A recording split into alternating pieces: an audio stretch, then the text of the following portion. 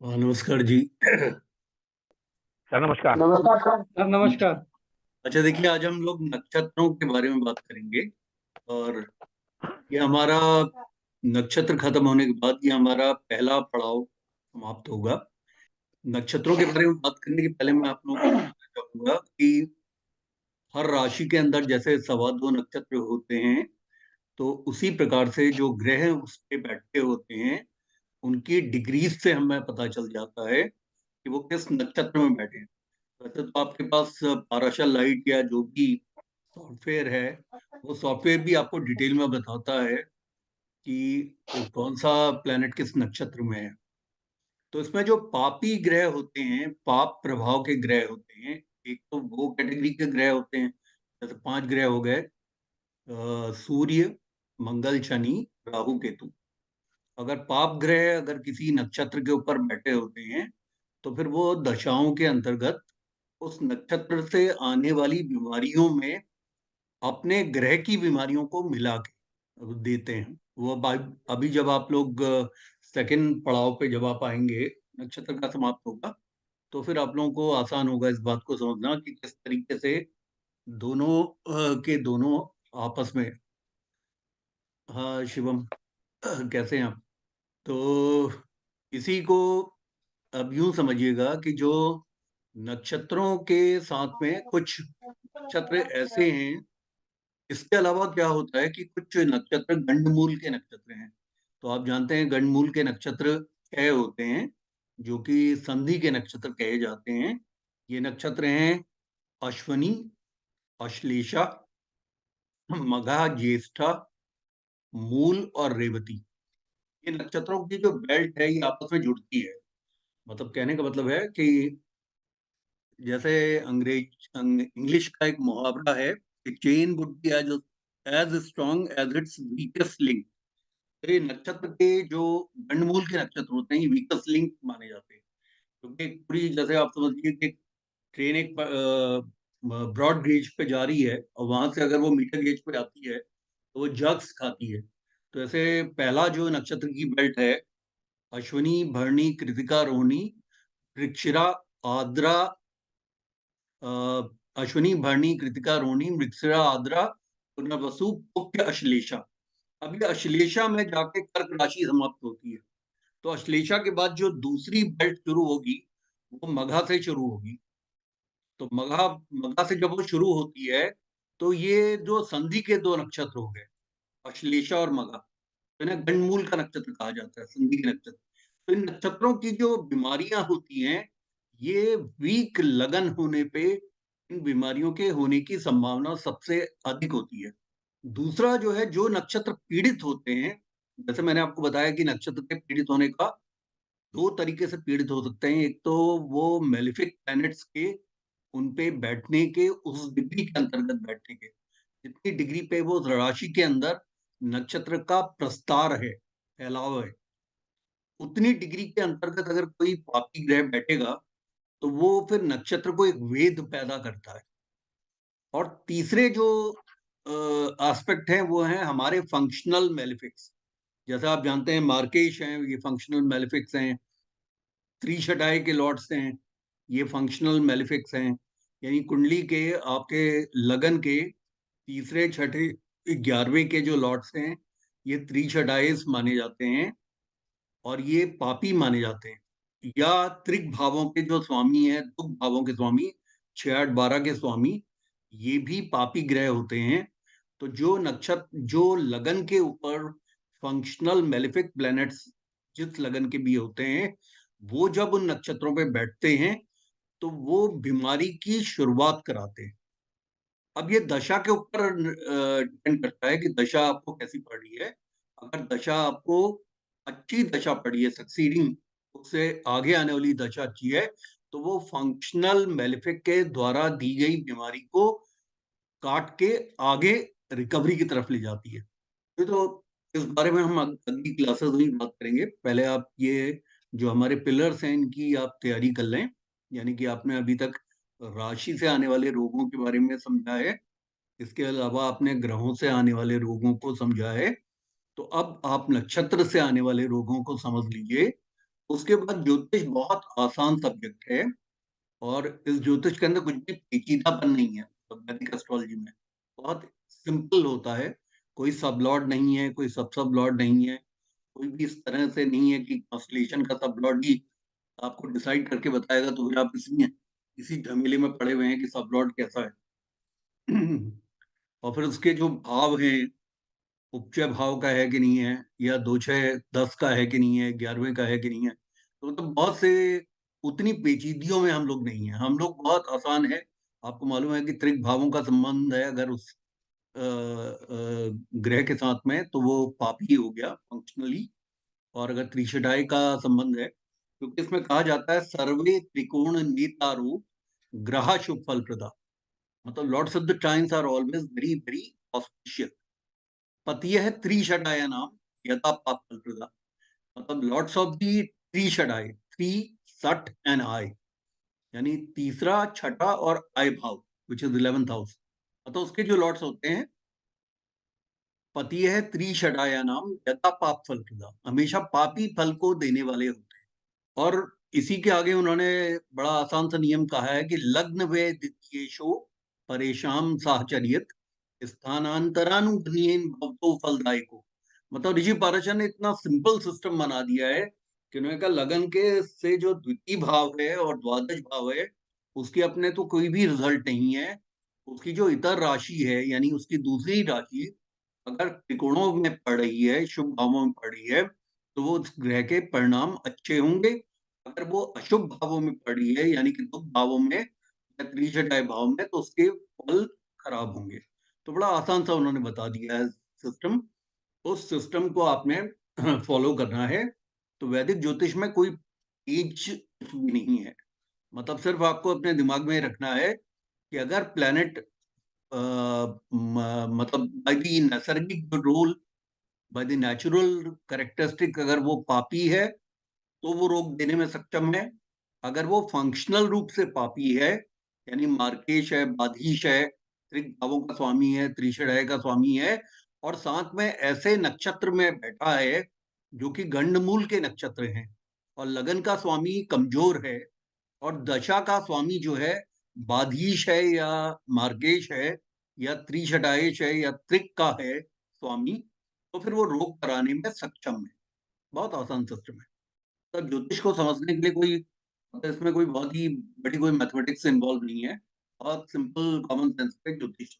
अब जैसे आप नक्षत्र के बारे में समझिए, जो पहला हमारा नक्षत्र है, सबसे पहले हम समझते हैं कि अश्विनी नक्षत्र, जैसे मैंने आपको बताया ये गंडमूल का नक्षत्र है। अश्विनी, अश्लेषा, मघा, ज्येष्ठा, मूल, रेवती, ये गंडमूल के नक्षत्र हैं। यानी इनसे आने वाली जो बीमारियां हैं, ये भीषण रूप ले सकती हैं। इस बात पे ये निर्भर करेगा कि लगन का स्वामी कितना हष्ट पुष्ट बलिष्ठ है। अगर नहीं है बलिष्ठ, तो इसका मतलब है कि ये बड़े रोग व्यक्ति को दे सकती है। अश्विनी नक्षत्र का जो स्वामी है, ये पहला नक्षत्र है, जो कि वर्नल इक्विनॉक्स में एरीज साइन का पहला नक्षत्र है। वर्नल इक्विनॉक्स का मतलब होता है वसंत संपात, जो कि हमारी जोडियक का स्टार्टिंग पॉइंट 0 डिग्री मेष राशि का है। वहां पे ये 0 डिग्री से लेकर 13 डिग्री 20 मिनट का ये नक्षत्र होता है, अश्विनी नक्षत्र। इसका जो स्वामी है वो केतु है, और ये गंडमूल नक्षत्रों के अंदर मैंने आपको बताया आता है। ये रिप्रेजेंट करता है मनुष्य का सबसे इंपॉर्टेंट ऑर्गन। मनुष्य का सबसे इंपॉर्टेंट ऑर्गन कौन सा है? ब्रेन। इनसे इंपॉर्टेंट कुछ भी नहीं है। आप एक बात देखिए कि अगर कोई ल्यूनेटिक हो जाता है, यानी कि कैंसर के मरीज को भी उसके रिश्तेदार नहीं छोड़ते आखिरी मुकाम तक। लेकिन अगर कोई व्यक्ति पागल हो जाता है या वो ल्यूनेसी में चला जाता है, तो ऐसे केसेस आपने सुने होंगे कि ल्यूनेटिक असाइलम से उनको लेटर पे लेटर भेजे जाते हैं कि आपका पेशेंट ठीक हो गया है, आप उसे घर ले जाइए। लेकिन उसका कोई रिश्तेदार उसको घर लेने नहीं आता। तो ये ब्रेन जो हमारा है, ये हमारा सबसे महत्वपूर्ण ऑर्गन है बॉडी का। तो ये अश्विनी नक्षत्र का कमांड, और इसकी इसका पूरे इसके आदिमस्त जो है मनुष्य का ब्रेन है।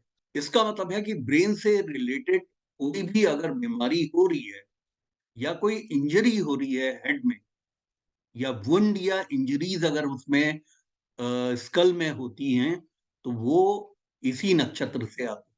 इसके अलावा इससे संबंधित जो और दूसरी बीमारियां हैं वो है मिर्गी के दौरे पड़ना, जैसे एपिलेप्सी है, माइग्रेन हेडेक होना। आप आप जानते ही होंगे कि माइग्रेन का हेडेक बहुत ही सीवियर होता है, और जिन लोगों को भी माइग्रेन हेडेक का अटैक पड़ता है उनको 2 से 3 दिन उनके पूरी तरह से वेस्ट हो जाते हैं, यानी कि वो दवाइयों पे और बिस्तर पे ही वो काटते हैं समय। ब्रेन का जो फीवर है, मेनिंजाइटिस है, जिसे मेनिंजाइटिस बोलते हैं, यानी ब्रेन फीवर होना, इसी प्रकार से पेंडेमिक में जो एपिडेमिक हैं, यानी कि कंटेजियस डिजीजेस हैं, उसमें मॉस्किटो बाइट से होने वाला मलेरिया या फिलेरिया, ये इसी के अधीनस्थ है। और जो चेचक पहले जिसे छोटी माता कहते थे, वो भी अश्वनी नक्षत्र के अधीन है। अब मैंने जो है वेस्टर्न व्यू ना लिखे, मैंने इसके अंदर जो व्यू लिया है वो कृष्णामूर्ति, श्री के एस कृष्णामूर्ति जी का व्यू लिया है, जो कि केपी सिस्टम के, हाँ, एंसेफेलाइटिस, राजेश आप ठीक कह रहे हैं, ब्रेन फीवर, ये भी कंटेजियस डिजीज है, और इसकी शायद एक मंकी से शुरू हुआ था। मस्कीटो बाइट से ही होता है सर ये। मॉस्किटो बाइट से होता है, मॉस्किटो बाइट। इसमें जो है कृष्णमूर्ति जी का मैंने व्यू लिया है वेस्टर्न व्यू के बदले। उसका एक कारण है कि एज ए टीचर मेरी डिसर्निंग पावर है कि कौन किस विषय पे सबसे अच्छा लिख सकता है। कृष्णमूर्ति जी ने नक्षत्रों के बारे में सबसे अधिक रिसर्च की है और डिजीजेस के ऊपर नक्षत्रों को इंटरप्रेट किया है काफी गहराई के साथ। तो मैंने कृष्णमूर्ति जी का, कृष्णमूर्ति पद्धति के जो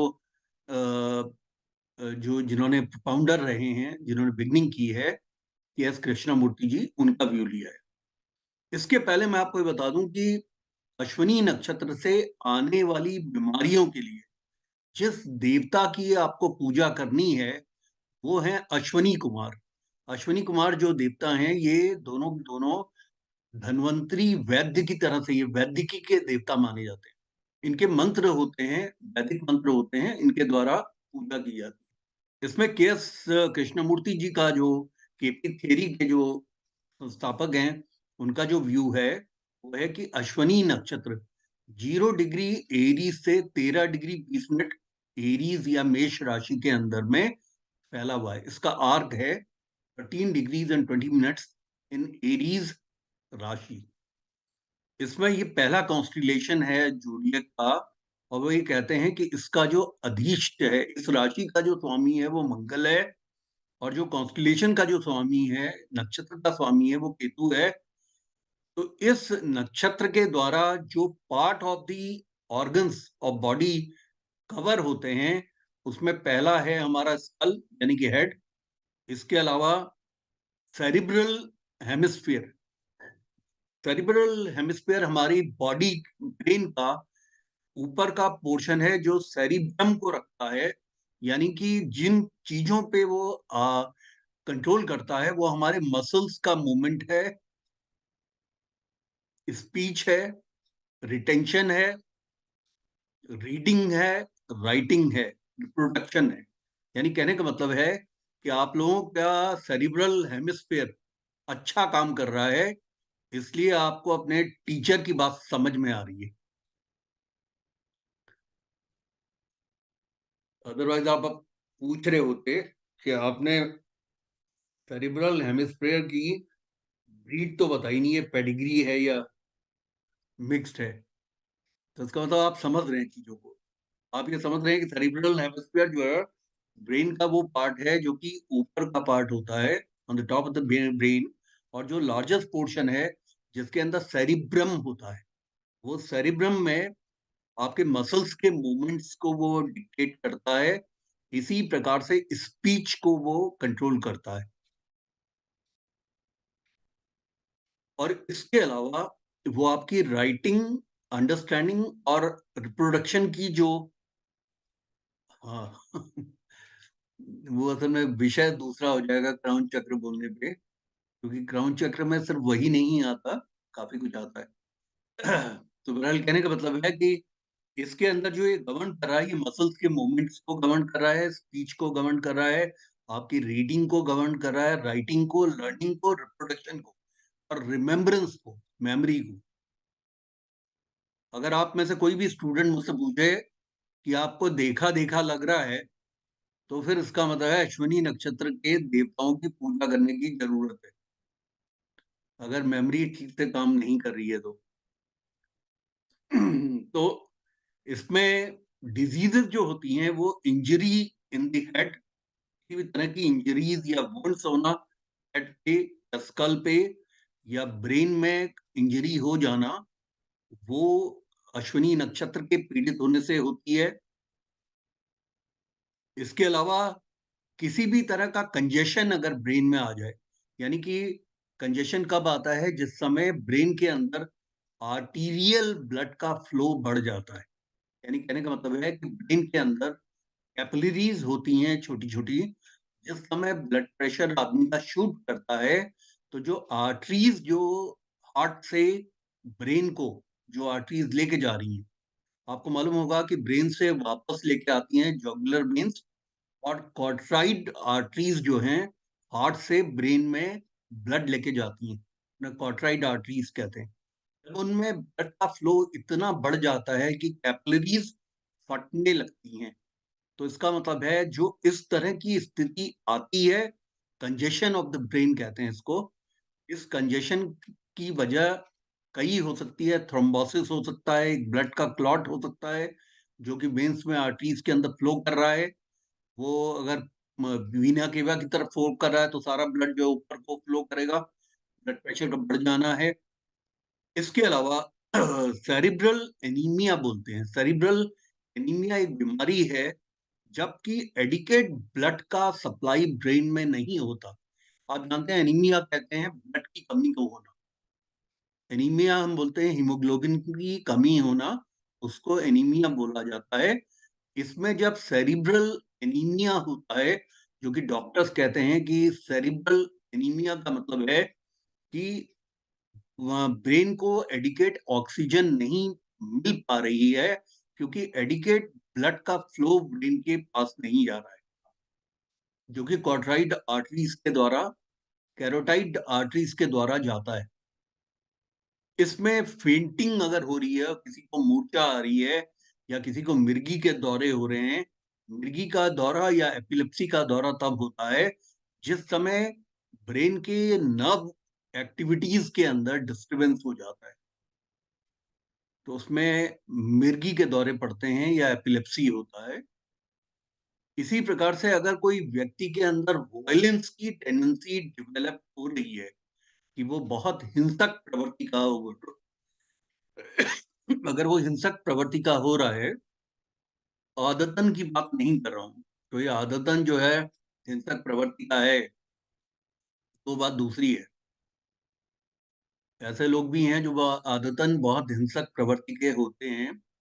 तो आप जो हैं, कभी आप पुलिस वालों से मिले, आप कहें जी आपको तो, आपको इस तरह के स्पैज्म आ रहे हैं और आपको वायलेंस के स्पैज्म आ रहे हैं, वो उनके जॉब का पार्ट है, तो या उनके वो उस तरह की उनकी फितरत बन जाती है। लेकिन अगर किसी व्यक्ति का नॉर्मल बिहेवियर अगर वायलेंट बिहेवियर में कन्वर्ट हो रहा है और उस तरह के उसको स्पैज्म आने शुरू हो जाएं, और स्पैज्म क्या होते हैं, जिस समय ब्रेन के अंदर फ्लो करने वाली जो आर्टीरियल नर्व वो हैं, आर्टरीज हैं, वो ब्लड का फ्लो ज्यादा बढ़ा देती हैं, तो उससे पेन होने लगता है मसल्स में। और इसका एक कारण जो है मैग्नीशियम और पोटेशियम का डिसबैलेंस भी होता है। मैंने आप लोगों को पिछली एक क्लास में भी बताया था कि आजकल हम लोग बहुत कम पीएच का वाटर हम लोग जो है एक्वागार्ड वगैरह का पीने लगे हैं, जिससे कि जितने भी आयोन्स हैं, जितने अच्छे मिनरल्स हैं, वो मिनरल्स हमारी बॉडी को नहीं मिल पाते। अगर आपके घर में भी अगर रिवर्स ऑस्मोसिस या इस तरह के अगर आपके वो उसमें यंत्र लगे हुए हैं, ब्लड वाटर प्योरीफायर, तो आप अपना खाना कम से कम आप आम टैप वाटर से बनाइए, ताकि मैग्नीशियम है, पोटेशियम है, इनकी रिक्वायरमेंट है ब्रेन को एक सिंक्रोनाइज वर्क करने के लिए, उनकी कमी आपके ब्रेन में ना हो। सीवियर अगर किसी को हेडेक हो रहा है तो भी वो अश्विनी नक्षत्र का, और वो सीवियर हेडेक है, लोग जिसे कहते हैं आधा शीशी का दर्द हो रहा है, यानी हाफ ऑफ द ब्रेन में दर्द हो रहा है, तो उसका मतलब आधा शीशी का दर्द जो हम बोलते हैं कि सीवियर हेडेक हो रहा है one part of the brain, वो भी अश्विनी नक्षत्र के पीड़ित होने से होता है। इसके अलावा न्यूरल्जिया एक बीमारी है। न्यूरल्जिया हम कहते हैं कोई भी नर्व्स का डैमेज हो जाना, यानी कहने का मतलब है जो नर्व्स हमारी ब्रेन से स्पाइनल कॉर्ड में जा रही हैं नर्व कॉर्टेक्स के थ्रू, अगर उन नर्व्स में किसी भी तरह का डैमेज हो जाए उसे न्यूरल्जिया बोलते हैं।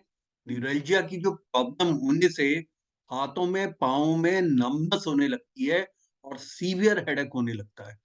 कई बार आप ये सुनते होंगे कि किसी की सर्वाइकल वर्टिब्रीज आपस में फ्यूज कर गई हैं और उसकी वजह से वो नर्व्स को, स्पाइनल नर्व्स को दबाने लगी, जिससे कि हाथ पांव में झंझनाहट होने लगती है और सिर में काफी स्ट्रांग दर्द होने लगता है। वो न्यूरल्जिया की पोजीशन जो है वो भी अश्विनी नक्षत्र के पीड़ित होने से आती है। इसके अलावा व्यक्ति का कोमा में चले जाना, आप जानते हैं, आपने सुना होगा रिश्तेदार फ्रेंड्स इनके बारे में कि वो आईसीयू में कोमा में चले गए। कोमा का मतलब होता है, इसका मतलब वो अनकॉन्शियस हो गए हैं और उस अनकॉन्शियसनेस में उनकी स्थिति एक बिल्कुल मरणांत व्यक्ति की तरह से हो जाती है। यानी उनके जो ऑटोनोमस नर्वस सिस्टम तो उनका वर्क कर रहा होता है, लेकिन वो पूरी तरह से नहीं वर्क कर रहा होता है। यानी कि वो कोमा एक ऐसी स्टेज है, ट्रांस की स्टेज है, जिससे वापस वो कॉन्शियसनेस में नहीं आ पाते। इसका एक कारण जो है वो सेरिब्रल हेमरेज भी होता है।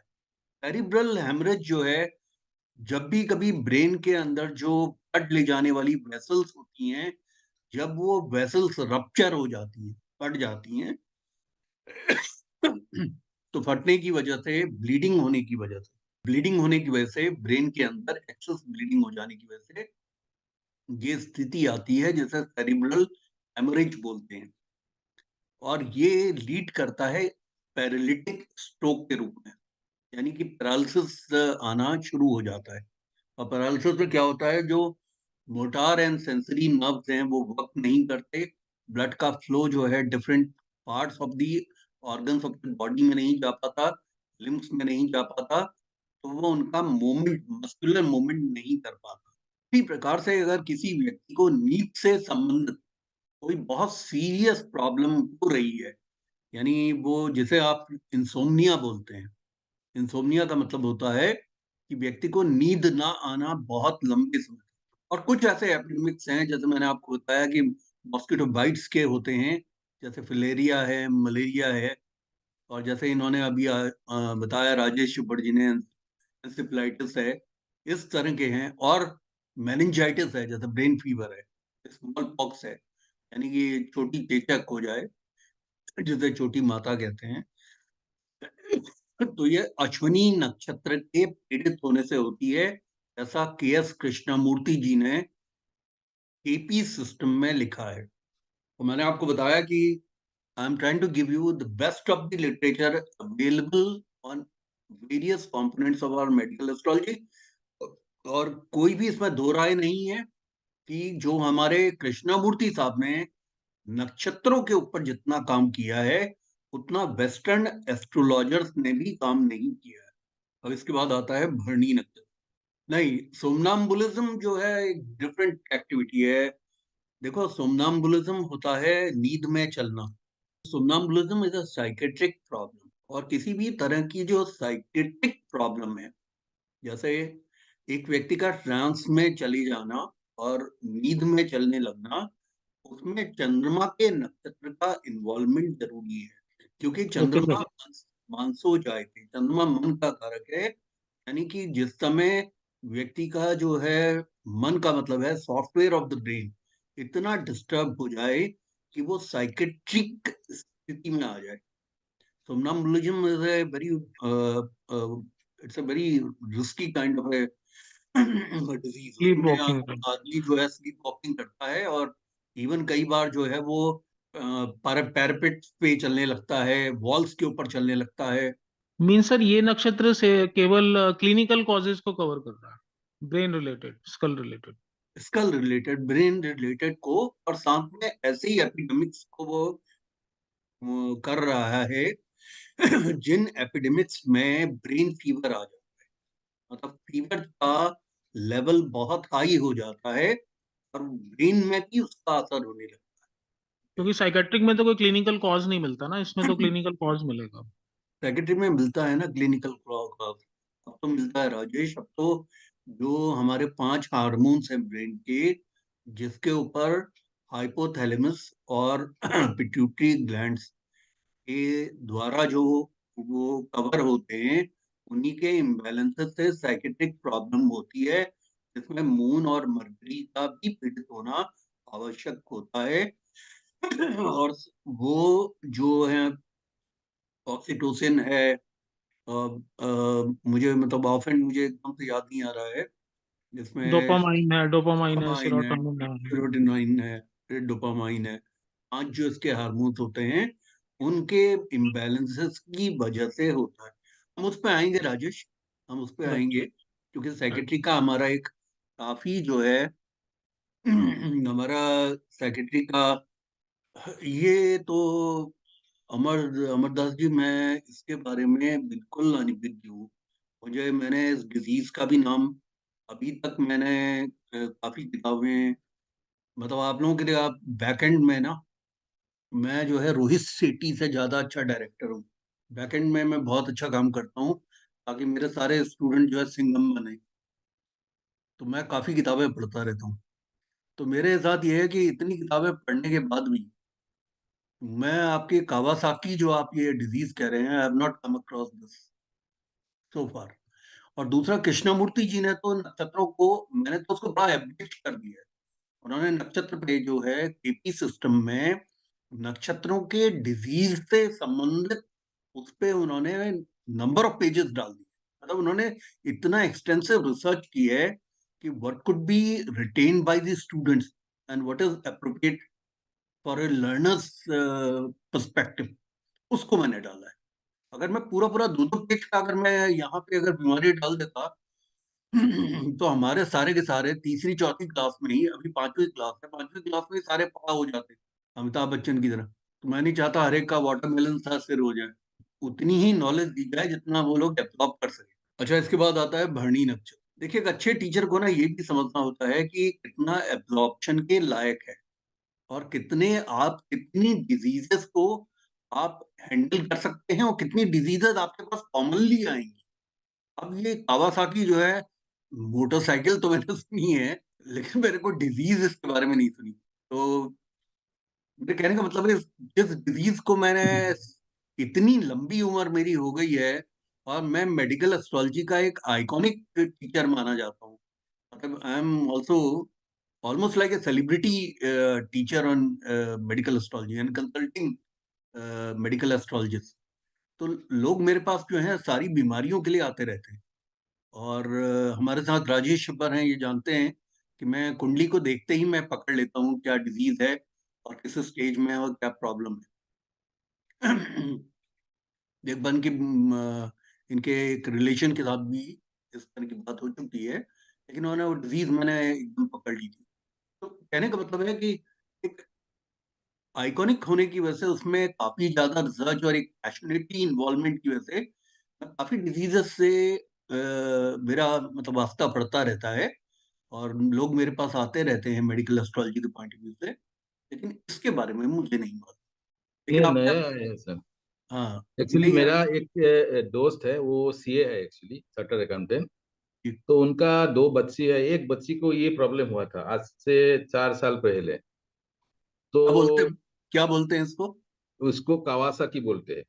अच्छा। कावासाकी सिंड्रोम बोलते हैं, अभी डिजीज बोलते हैं, लेकिन इसका जो ट्रीटमेंट है विद इन 10 डेज मतलब अंदर करना पड़ता है। अच्छा। और इनका यहाँ पे जो हमारे यहाँ पे एक ही लेडी था, वो ही पकड़ पाया, बाकी जितना साइल स्पेशलिस्ट था ये हाँ। विशेष करके सर छोटे बच्चे को होते हैं। अच्छा। तो इनका क्या होता है उसके हिसाब से वो मुझे जो बताए थे, क्योंकि इसका बहुत हाई फीवर होता है। अच्छा। उसके बाद मतलब थोड़ा जलन होता है आंखों में, हम्म। और लाल भी हो जाता है, मतलब थोड़ा थोड़ा पैचेस भी होते हैं। और उसके बाद क्या होता है वो, मतलब जो फीवर है धीरे धीरे खत्म हो जाता है। लेकिन अच्छा। क्या होता है मतलब एज जैसे 32 से 36 तक हम्म। उसका हार्ट के ऊपर बहुत बड़ा प्रेशर होता है, और उसका डेथ हो जाता है। ओ। तो इसके लिए इसको 2 या 3 कुछ ऐसा बहुत मतलब प्राइस वाले, यहाँ पे तो बहुत प्राइस लिया हुआ है, तो उसको मतलब इंजेक्ट करना पड़ता है।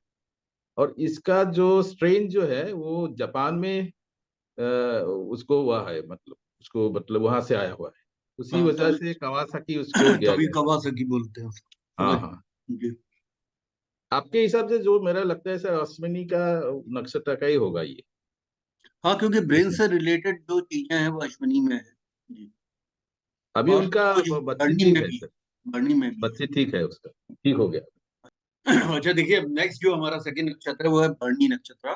भरणी नक्षत्र जो है शुक्र का है, और ये नक्षत्र भी मेष राशि के अंदर आता है। तो जैसे आपको मालूम है कि 13 डिग्री 20 मिनट से लेकर और 26 डिग्री 40 मिनट तक ये नक्षत्र होता है मेष राशि के अंदर। यानी कि इसका जो नक्षत्र का स्वामी है वो तो शुक्र है, लेकिन जिस राशि के अंदर ये नक्षत्र पड़ता है उसका स्वामी मंगल है, मेष राशि का। ये हमारी स्कल को और आंखों को और विजन को बताता है। विजन को क्यों बताता है? कोई भी इंजरी अगर आईज के आसपास होती है तो उसका ये भरणी नक्षत्र के पीड़ित होने से होती है, क्योंकि ये वीनस जो है कारक माने जाते हैं आंखों के, शुक्र कारक माने जाते हैं आंखों के। ये कुछ पार्ट जो है हमारे हेड का, ब्रेन का और आईज का, और आईज में जो विजन है हमारी उसको ये डिनोट करता है। किसी भी तरह की नाइट ब्लाइंडनेस हो या कलर ब्लाइंडनेस हो, आपने सुना होगा कलर ब्लाइंडनेस भी होती है जिसमें कलर्स को लोग डिफ्रेंशिएट नहीं कर पाते। कुछ लोगों को ग्रीन कलर नहीं दिखता, उसको ग्रीन को भी वो रेड देखते हैं। तो कलर्स को जब डिफ्रेंशिएट आदमी नहीं कर पाता, और नाइट ब्लाइंडनेस एक ऐसी बीमारी है जो कि सूर्यास्त के बाद व्यक्ति को बहुत कम दिखाई पड़ता है। ड्राइव नहीं कर पाते, वो नाइट ब्लाइंडनेस होती है उनको। यानी डे टाइम में तो वो अच्छी तरह देख रहे होते हैं, लेकिन नाइट होने के बाद उनका देखना बंद हो जाता है। इसी प्रकार से कोल्ड की वजह से जो फीवर आता है और हीट की वजह से जो फीवर आता है, जो हीट के एनवायरनमेंट में जो फीवर आता है, जिसको बेल्स पॉल्सी बोलते हैं, जो ठंडा और गर्म होने से जो फीवर आता है उसे बेल्स पॉल्सी बोलते हैं। बेल्स पॉल्सी में जो है फेस का पैरालिसिस हो जाता है। आपने सुना होगा कि एनडीए खड़गवासला में जो हमारे मतलब जो ट्रेनिंग के लिए जाते हैं, सेकंड लेफ्टिनेंट की ट्रेनिंग के लिए जाते हैं, उनको बेल्स पॉल्सी ज्यादा होता है। उसका कारण है कि वो इतनी गर्मी के अंदर भी उनको ड्रिल्स कराई जाती है, दौड़ाया जाता है, और सुबह 4 बजे उठा दिया जाता है, और समय उनको स्नान कराया जाता है। वो सब फ्रेश वैश होते हैं। तो एनडीए के अंदर काफी परसेंटेज के लोगों को बेल्स पॉल्सी हो जाता है, फेशियल पैरालिसिस हो जाता है, जो कि रिकवर होता है 3 माह के अंदर। इसी प्रकार से कोई भी विजन का कोई भी डिफेक्ट होता है तो वो भरणी नक्षत्र की वजह से होता है।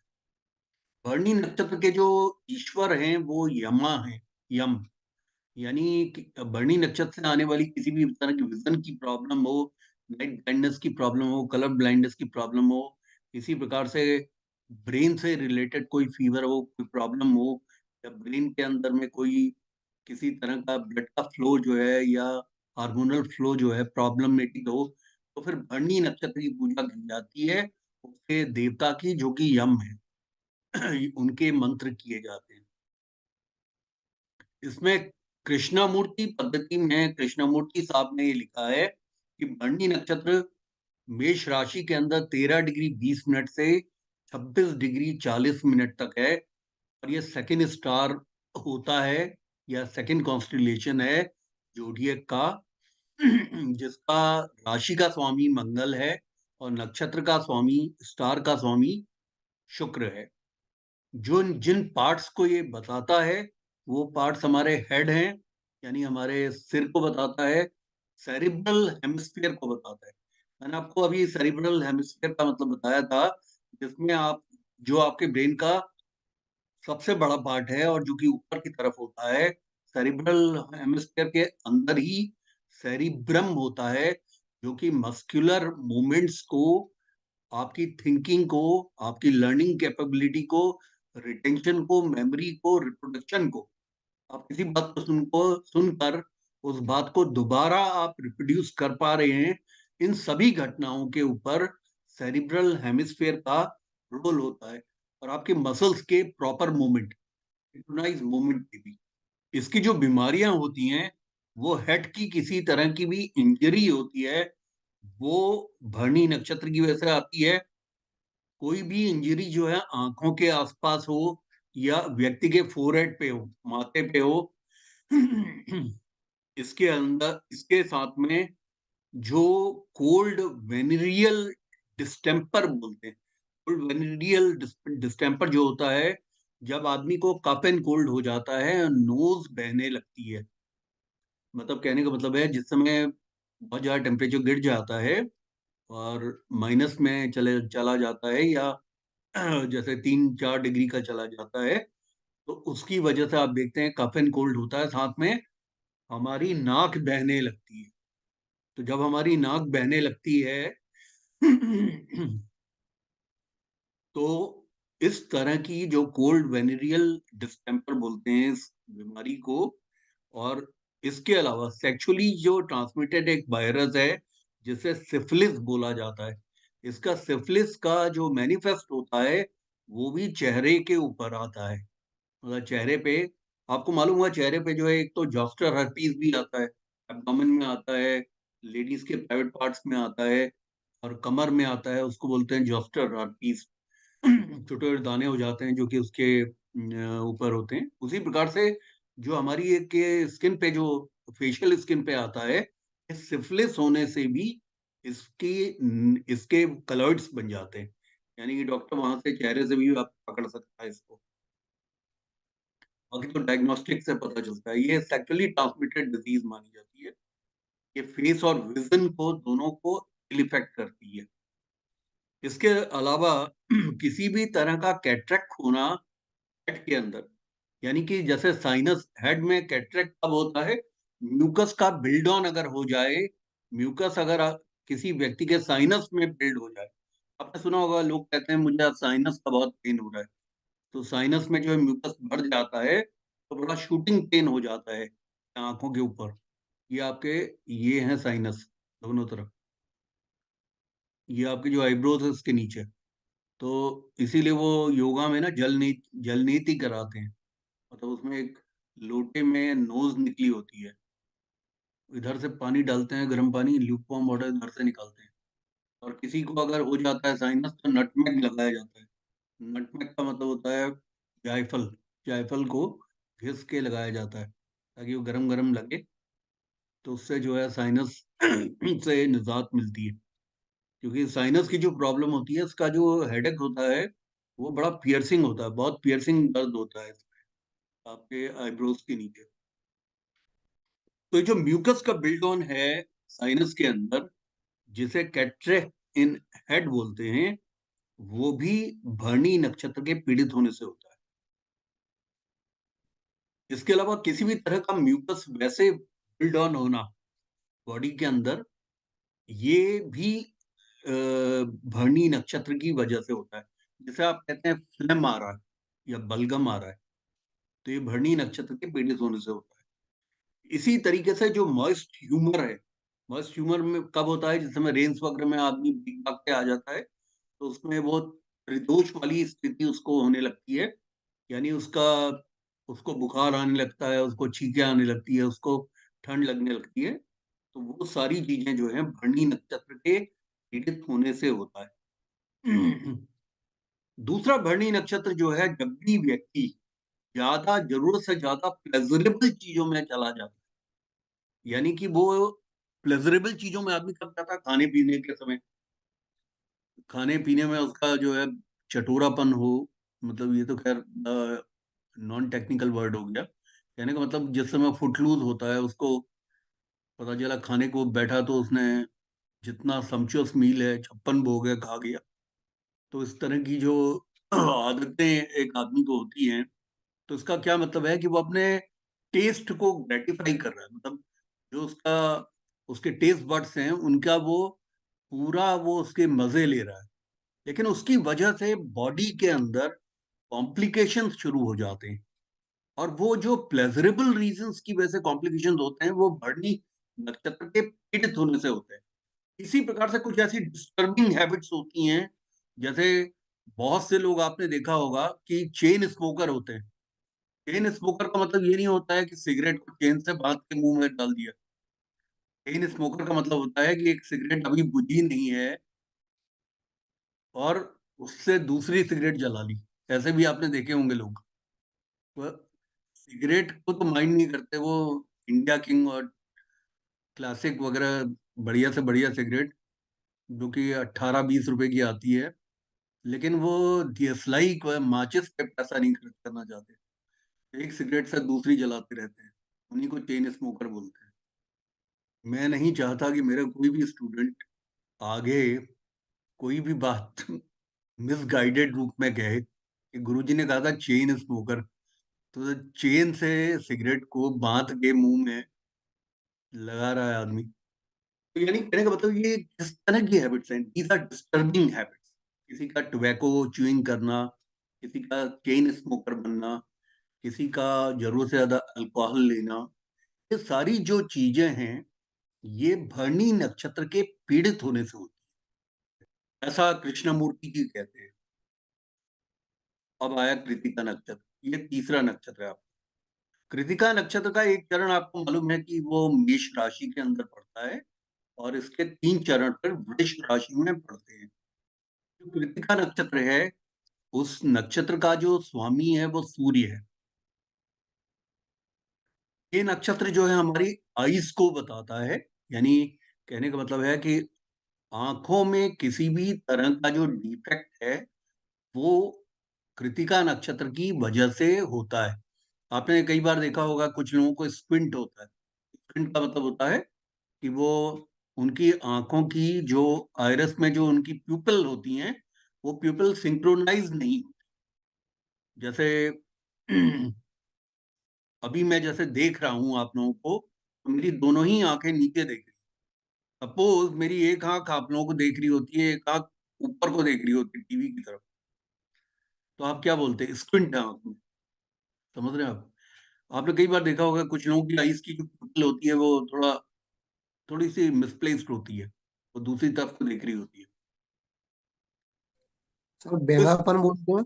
है, सर बेंगापन बोलते हैं हिंदी में। हाँ मेगापन, या उसको looking London, talking to Tokyo भी बोलते हैं, मतलब स्टूडेंट टाइम में ऐसा बोलते थे। हाँ, ठीक कह रहे हैं चिमाम, लेकिन ये भी नॉन टेक्निकल वर्ड हो गया, इसे स्क्विंट ही बोलिएगा। इसी तरीके से ये हमारे ब्रेन को, फेस को, नेक को, थ्रोट को, मतलब कहने का मतलब है थ्रोट का जो टॉन्सिल का पोर्शन है उसको भी कृतिका नक्षत्र बताता है। जैसे टॉन्सिलाइटिस हो जाता है, टॉन्सिल्स सूज जाते हैं, या लोअर जॉ में किसी भी तरह की प्रॉब्लम का होना, ये भी कृतिका नक्षत्र है। कई बार आपने देखा होगा कि लोअर जॉ जो है, लोअर जॉ के मूवमेंट अच्छे नहीं होते, तो आप ये देखते हैं जैसे आदमी की उम्र बढ़ती जाती है, और खासतौर पर अल्जाइमर के जो पेशेंट होते हैं उनकी उनका सलाइवा निकलने लगता है खाने में। कुछ लोगों का लोअर जॉ वैसे ही नीचे जा थोड़ा सा लूज हो जाता है, तो उनके सलाइवा या उनका फूड जो है बाहर निकल रहा होता है, और कुछ लोगों का आदतन भी निकलता है।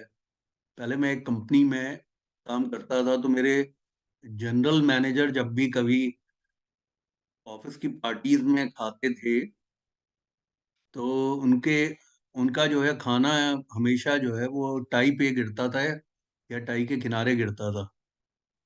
तो एक बार मैंने उनसे कहा, मैंने कहा आपने आपने डिनर ले लिया है क्या? बोला ये निशान ये तो मेरा पिछली पार्टी का है। तो हर पार्टी में ही उनका वो मुंह से वो खाने का गिरता ही गिरता था। तो ये जो है, ये जो लोअर जॉ का लूज हो जाना, इसका इसकी मसल्स का उनकी टाइटनिंग ना रहना, ये स्थिति वैसे तो ओल्ड एज में आने लगती है और अल्जाइमर के पेशेंट को भी आती है।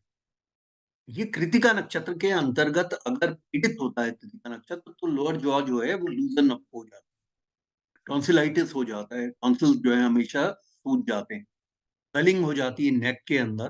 नेक में स्वेलिंग का होना, आप जानते हैं नेक में स्वेलिंग कब कब होती है? नेक में स्वेलिंग मम्स आने, टॉन्सिल्स आने, इसकी वजह से हो जाती है। नेक में स्वेलिंग सर्वाइकल स्पॉन्डिलाइटिस की वजह से भी होती है। इसी प्रकार से एक आदमी का कंफ्यूज्ड स्टेट में आ जाना, इसका मतलब है वो इनडिसाइसिव हो गया है, इनकोहेरेंट हो गया है, यानी वो कुछ भी बोल रहा है, उस वो जो बात भी बोल रहा है उसमें वो जंप कर रहा है एक विषय से दूसरे विषय के अंदर। तो इसे इनकोहेरेंसी बोलते हैं कि वो कोहेरेंट नहीं है। वो जिस सब्जेक्ट विषय पे बोल रहा है, सब्जेक्ट को जंप कर रहा है from one point two another point, मतलब उसे कोहेरेंसी नहीं रही, वो उस तारतम्य के साथ नहीं बोल पा रहा है। इसी प्रकार से बॉडी के अंदर बॉइल्स होना, मतलब फोड़े आ जाना। कई बार क्या होता है, एपिडर्मिस जो हमारी आउटर स्किन है उसके अंदर फोड़े होने लगते हैं, तो ये भी कृतिका नक्षत्र के पीड़ित होने से है। इसमें हमें जो इनके जो देवता हैं वो हैं, गॉड हैं अग्नि। अग्नि की पूजा करनी होती है या अग्नि का हवन वगैरह करना होता है। उससे ये इसी तरीके से कभी कभी कुछ लोगों की आंखों में ना ब्लड आने लगता है आइरिस में। आइरिस जो हमारा ये व्हाइट पोर्शन है, इसे बोलते हैं सब कंजंक्टिवल हेमरेज। सब कंजंक्टिवल कंजंक्टिवल हेमरेज का मतलब होता है कि आइरिस में जो कैपिलरीज जा रही हैं, वो कैपिलरीज जो हैं वो उसमें से रिसाव हो रहा है। यानी कहने का मतलब है कि वो जो आइरिस है, जिसे व्हाइट पोर्शन है हमारे आइस का, उसमें कैपिलरीज के फर्स्ट कट जाने से ब्लड आ जाता है। तो उसे आप कहते हैं सब कंजंक्टिवल हेमोरेज। हेमोरेज का मतलब ये है कि एक खून का थक्का बन जाना, ब्लड इन आइज जिसे आप कहते हैं। तो ये भी इसकी वजह से होता है। अब कृष्णमूर्ति साहब जो हैं वो उसके बारे में, कृतिका के प्रथम क्वार्टर के बारे में, वो कहते हैं कि जो एरीज राशि के अंदर कृतिका का पहला फर्स्ट चरण पड़ता है, जो 26 डिग्री 40 मिनट से लेकर 30 डिग्री एरीज में पड़ता है। और ये साइन चूंकि मेष राशि का है, मंगल का है साइन, और इसके स्टार जो कृतिका के हैं वो सूर्य हैं। तो जिन पार्ट्स पे इनका कंट्रोल है वो है हमारे हेड, यानी कि हमारे हेड और ब्रेन है, आईज हैं, विजन है हमारा, यानी कि हम कितना सही देख पाते हैं। आप जानते हैं कि एक एवरेज आदमी की जो हेल्दी आईज होती हैं 6/6 विजन की होती हैं। विजन उसका 6/6 होता है, चाहे वो उसकी सिलिंड्रिकल आईज हो, लेकिन विजन हमेशा 6/6 ही होगा। वो कहते हैं कि उसमें बीमारियां होती हैं, वो होती हैं जैसे बहुत तेजी से किसी आदमी को फीवर आ जाना। फीवर का जैसे 105 तक चला जाना, 104 तक आप सुनते होंगे कि फीवर एकदम से शूट अप कर गया, तो व्यक्ति को डॉक्टर ने कहा कि उसको एक टब में जो है बर्फ डाल के, मतलब आइस डाल के आप उसको बिठा दीजिए। बच्चों के साथ में कई बार होता है कि उनको बहुत ज्यादा फीवर आ जाता है, तो उनको जो है पानी में बर्फ डाल के या वो एक पोटली में बर्फ करके उनके आप माथे पे लगाते हैं। तो फीवर को डाउन करने के लिए डॉक्टर्स कहते हैं, क्योंकि ज्यादा फीवर होने से ब्रेन के न्यूरॉन सेल्स के डेड होने का खतरा बनता है। इसके अलावा मलेरिया होना। अब देखिए कुछ बीमारियां दो दो नक्षत्रों के अंदर आ रही हैं, लेकिन आपको उसमें कोई भी परेशान होने की आवश्यकता नहीं है, क्योंकि जो इसमें अश्विनी के अंदर भी मलेरिया था, तो वो भी मेष राशि के अंदर आ रहा था, अश्विनी नक्षत्र। और ये कृतिका का पहला चरण भी मेष राशि में ही आ रहा है। तो उसमें कॉमन है, जैसे मलेरिया इसमें मॉस्किटो बाइट से होता है, या फिलेरिया है, फिलेरिया में ये भी मॉस्किटो बाइट से होता है, लेकिन फिलेरिया और मलेरिया में ये फर्क है कि इसमें मसल पेन बहुत होता है और एब्डोमिनल पेन होता है, चेस्ट पेन होता है फिलेरिया में। मलेरिया, फिलेरिया, फिलेरिया भी मॉस्किटो बाइट से ही होता है। दोनों में ये फर्क है कि मलेरिया में आदमी को ठंड लगती है। आप में से सभी लोगों ने इसका अनुभव किया होगा, कोई ना कोई परिवार के लोगों को पहले तो मलेरिया बहुत ज्यादा होता था मॉस्किटोज बाइट से। अब थोड़ा कंट्रोल आ गया है, कम होने लगा है। जो इसमें फिलेरिया होता है उसमें मसल पेन बहुत होता है और एब्डोमिनल और चेस्ट की मसल्स में पेन होता है। एक वायरस है जो कि मॉस्किटो बाइट से आता है।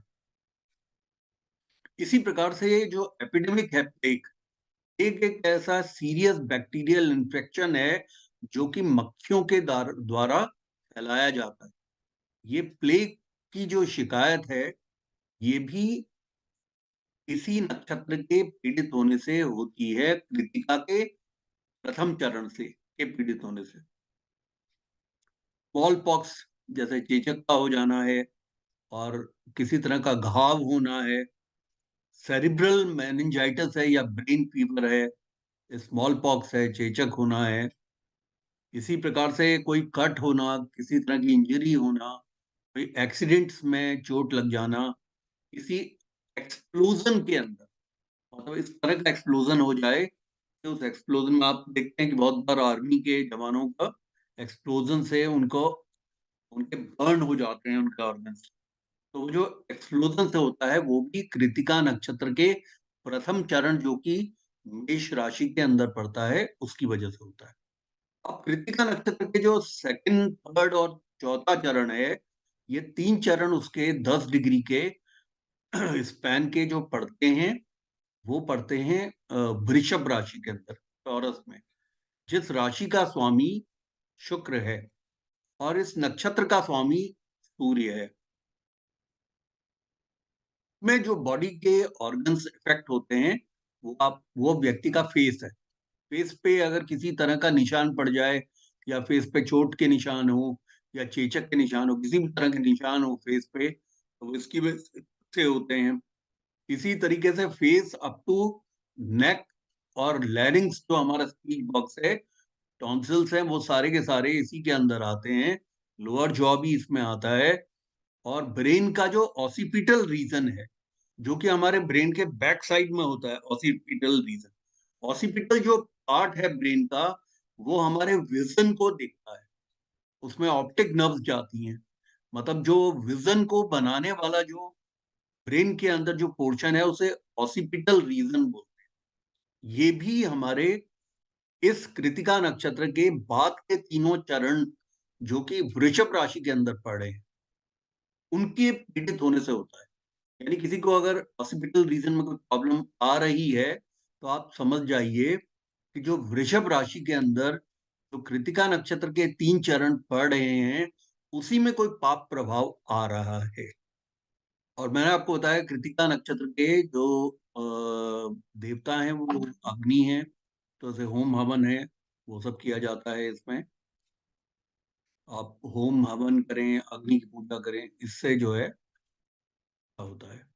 इसके अलावा जो कृतिका के सेकंड, थर्ड और फोर्थ चरण है, ये विजुअल डिफेक्ट्स जो होते हैं ब्रेन में, किसी भी तरह का विजुअल डिफेक्ट्स हो जाना कि आदमी को कई बार आप देखते हैं ना उसको एक से दो दिखाई पड़ने लगते हैं। मतलब वैसे ही बेचारा अपनी पत्नी से जो है डर रहा है और दो दो पत्नी दिख गई उसको। तो हुआ तो विजुअल डिफेक्ट, लेकिन अब हार्ट फेल की स्थिति और आ गई। तो ये जो प्रॉब्लम होगी विजुअल डिफेक्ट की, ये प्रॉब्लम भी कृतिका नक्षत्र के बाद के तीन चरणों की वजह से होगी। इसके अलावा स्पीच बॉक्स में किसी तरह का डिफेक्ट हो जाना। अब स्पीच बॉक्स में आप जानते हैं कि कुछ लोगों को स्पीच वो उनको बोलने में वर्ड्स क्लियर नहीं होते, कभी वो लिस्पिंग करते हैं, यानी कि तुतलाते हैं, कभी वो हकलाते हैं। इस तरह की अगर कोई स्पीच डिसऑर्डर्स हैं उसके, वो भी कृतिका के बाद के तीनों चरणों के वृषभ राशि में पड़ने वाले पदार्थ की वजह से हो रहा है। बहुत ज्यादा किसी को पिंपल्स होते हैं, कई बार वैसे पिंपल्स जो है नॉर्मली आप जानते ही हैं प्यूबर्टी के टाइम पे, यानी जब जिस समय बच्चे जवान होने लगते हैं उस समय पे पिंपल्स चेहरे पे होने लगते हैं।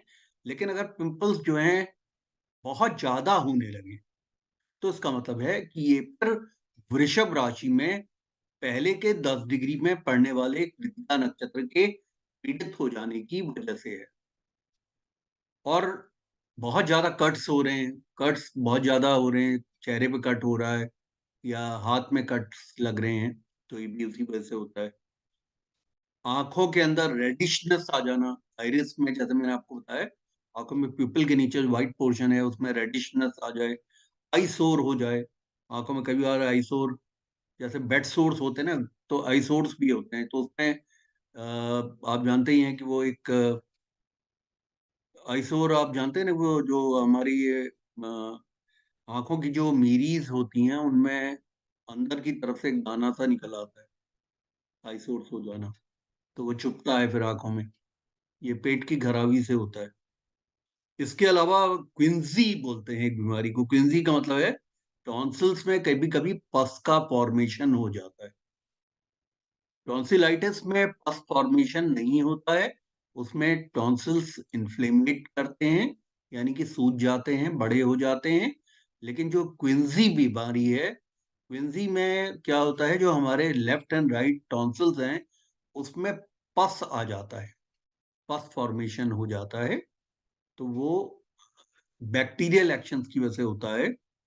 इसी प्रकार से अगर कोई भी नेक में स्वेलिंग हो रही है या फिर किसी भी तरह के पॉलिप्स हो रहे हैं नोज में, पॉलिप्स क्या होते हैं, वॉट्स बनते हैं साइनस की तरफ, तो नोज के अंदर जो है ना एक छोटा सा जैसे वॉट जैसे नहीं होता जैसे मस्से, तो वैसे अंदर की तरफ जो है बेनाइन, आप जानते हैं कि जो छोटा सा ट्यूमर होता है या छोटा सा फूला हुआ पोर्शन होगा उसको हम कहते हैं या तो बेनाइन होगा या मेलिग्नेंट होगा।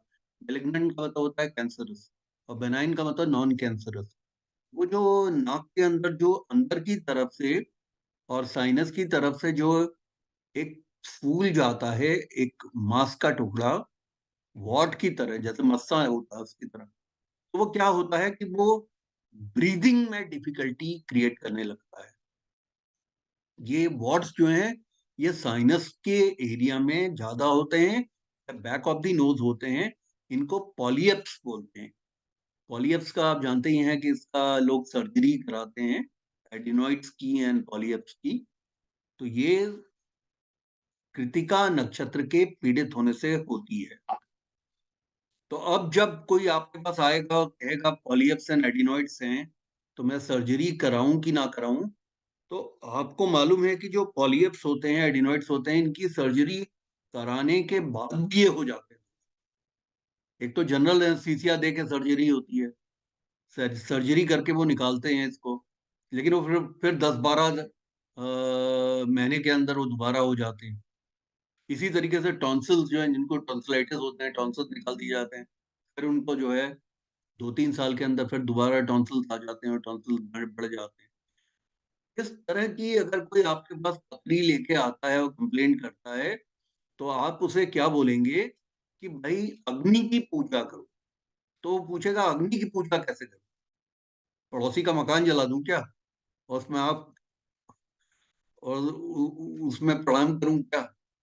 नहीं, अग्नि की पूजा करने का एक तरीका है कि आप अपने घर में होम हवन रखिए। जब आप होम हवन रखते हैं तो अग्नि देवता के मंत्र होते हैं, वैदिक मंत्र, उन मंत्रों का उच्चारण कीजिए और अग्नि को प्रणाम कीजिए। इससे क्या होगा कि आपके पॉलियप्स एंड एडिनॉइड्स वगैरह धीरे धीरे सूख जाएंगे और वो जो ब्रीदिंग को ऑब्स्ट्रक्ट कर रहे हैं ऐसा नहीं होगा। क्योंकि अब हमने ना इलाज भी हमने सीखते हुए जाना है, क्योंकि फिर आप भी वही इलाज बताएं और डॉक्टर भी वही बताए, फिर हमने उनमें क्या फर्क हुआ? हम तो इस तरह के मेडिकल एस्ट्रोलॉजिस्ट बनना चाह रहे हैं कि जो चमत्कार दिखा दें लोगों को कि भाई आप उपाय कर लीजिए और इस उपाय को करने से आपको इस बीमारी से पूरी तरह से छुटकारा मिल जाएगा। ये है, समझ गए आप लोग? तो हमारा पर्पस अब ये है। तो इसीलिए जब से मैं ये पढ़ा रहा हूँ मेडिकल एस्ट्रोलॉजी, तो मैंने जो है खांसी की दवाई लेना बिल्कुल बंद कर दिया है और मैं मंत्र पढ़ रहा हूँ। और ये चाय है, इसमें मैंने नींबू और वो शहद डाला हुआ है। मुझे ज्यादा फायदा हो रहा है। और पहले जो है मैं वो खा रहा था जिथ्रोमाइसिन और बटनॉट।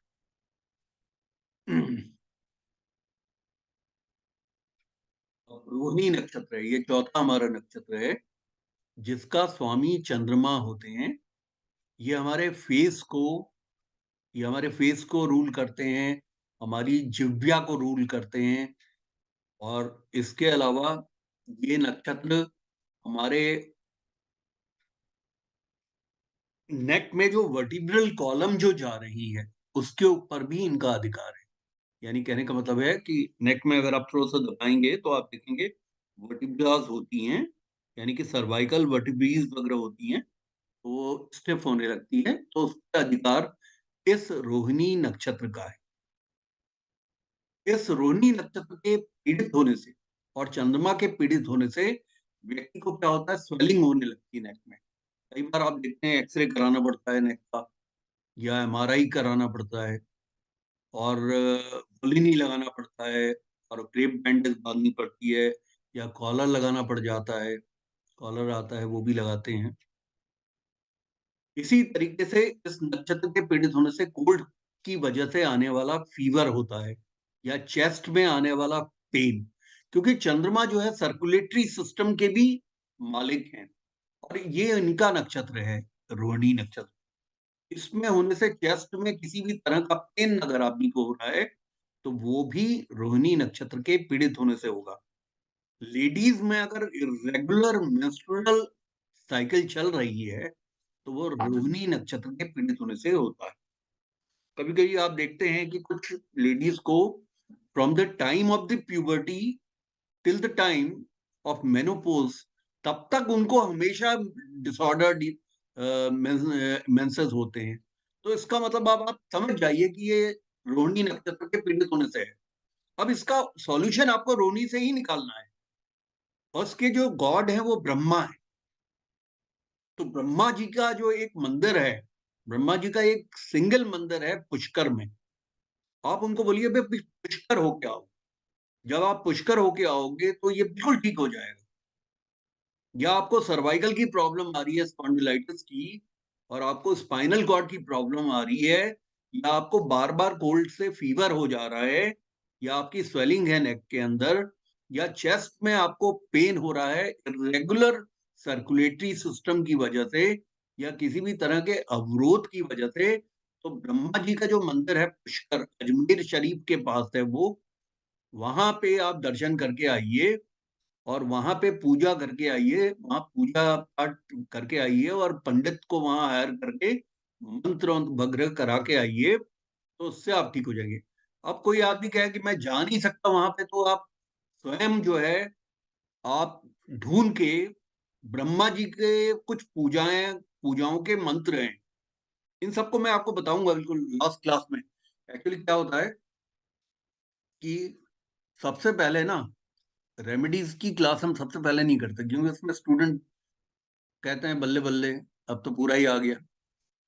तो सीधे उन्होंने एक सफेद कोट पहना और अपनी मेडिकल एस्ट्रोलॉजिस्ट लिख के उन्होंने अपनी दुकानदारी शुरू कर दी, क्लास में आना बंद कर दिया।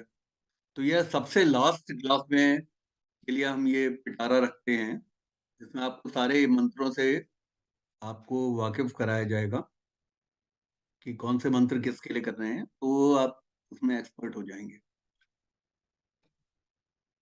ये जो है गॉड हैं इसके, ब्रह्मा जी। हाँ आशीष बोलिए। सर ये हम जैसे कहते हैं कि रोहिणी पीड़ित है, तो इसका क्या मतलब आशीष, हुआ? आशीष एक मिनट यार, हमारे क्लासेस का ना एक विधान है, मतलब जैसे एक ड्रिल है हमारी क्लासेस की, या यूं हाँ। समझिए कि हमारे क्लासेस की एक ड्रिल है, या यूं समझिए कि एक रिजीम है कि जो भी व्यक्ति प्रश्न पूछता है वो कैमरे के पीछे छिपके नहीं पूछता, कैमरा ऑन होना चाहिए।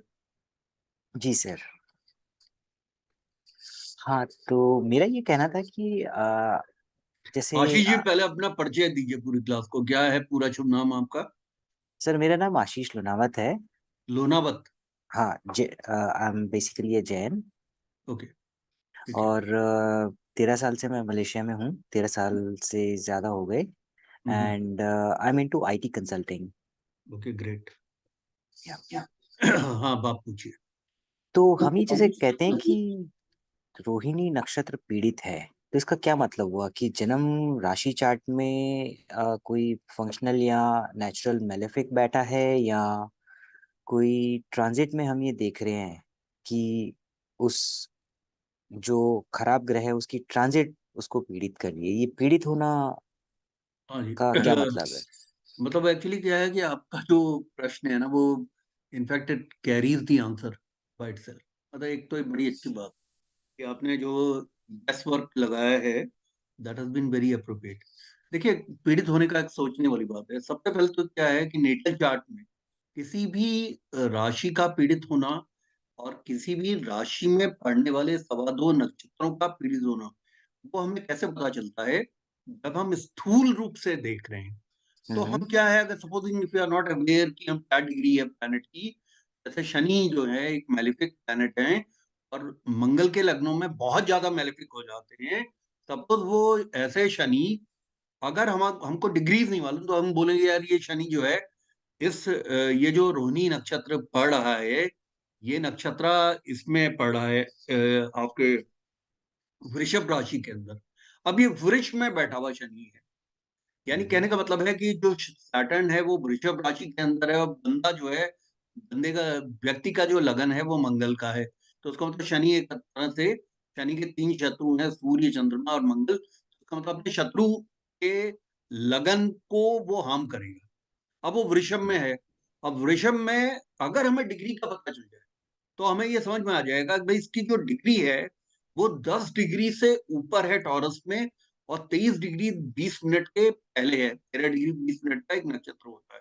तो उसका मतलब, इसका मतलब है टॉरस राशि के अंदर 10 डिग्री से 23 डिग्री 20 मिनट में जहां पे स्पैन पड़ रहा है रोहिणी नक्षत्र का, उसी पे वो सवार है। अब इसका मतलब ये हो गया कि हम और ज्यादा सूक्ष्मता से हम समझ पाए कि ये राशि तो पीड़ित है ही है, लेकिन राशि से ज्यादा जो पीड़ित है, देखिए सिंपल सी बात है कि जो भी प्लैनेट हमारा कुंडली के अंदर फंक्शनल मेलेफिक होता है और साथ में वो नेचुरल मेलेफिक होता है, तो उसका मतलब वो डबल हो गया। मतलब it has got two prong power correct. To harm the person. मतलब उसको डबल पावर हो गई उसको हार्म करने के लिए, क्योंकि मेष लगन का अगर जातक है तो मेष लगन के लिए वो बाधिश भी है शनि। मेष लगन के लिए वो बाधिश भी हो गया तो वो वैसे ही मेलेफिक हो गया। तो उसका मतलब शनि जो है अगर वृषभ राशि के अंदर बैठा है 10 डिग्री से और 23 डिग्री 20 मिनट के अंदर बैठा है, तो उसका मतलब रोहिणी नक्षत्र को भी पीड़ित कर रहा है। अब अगर वो रोहिणी नक्षत्र को पीड़ित कर रहा है इन पर्टिकुलर, तो इस व्यक्ति को रोहिणी में के नक्षत्र में, इसका मतलब बचपन से ये सारी प्रॉब्लम्स इस व्यक्ति को आ सकती। वो उसका इंतजार नहीं करेगा कि कोई दशा आए। जब आप गोचर की बात करते हैं तो गोचर हमेशा जो है सबसर्विएंट टू ए दशा है। जिस समय आपको खराब दशा चल रही होती है उस समय मेलेफिक गोचर के चलने से, देखिए हमें मालूम है कि गोचर की स्थिति क्या होती है। अगर आपको दशाएं बहुत अच्छी चल रही हैं, हमेशा किसी न किसी ग्रह का गोचर चलता रहता है, और कुछ ग्रहों के गोचर जो हैं वो आपके सूटेबल नहीं होते, लेकिन चूंकि दशाएं आपको अच्छी चल रही हैं तो आपको प्रॉब्लम नहीं आती, ओके। बिकॉज गोचर इज सबसर्विएंट टू द दशा। ठीक है। ओके।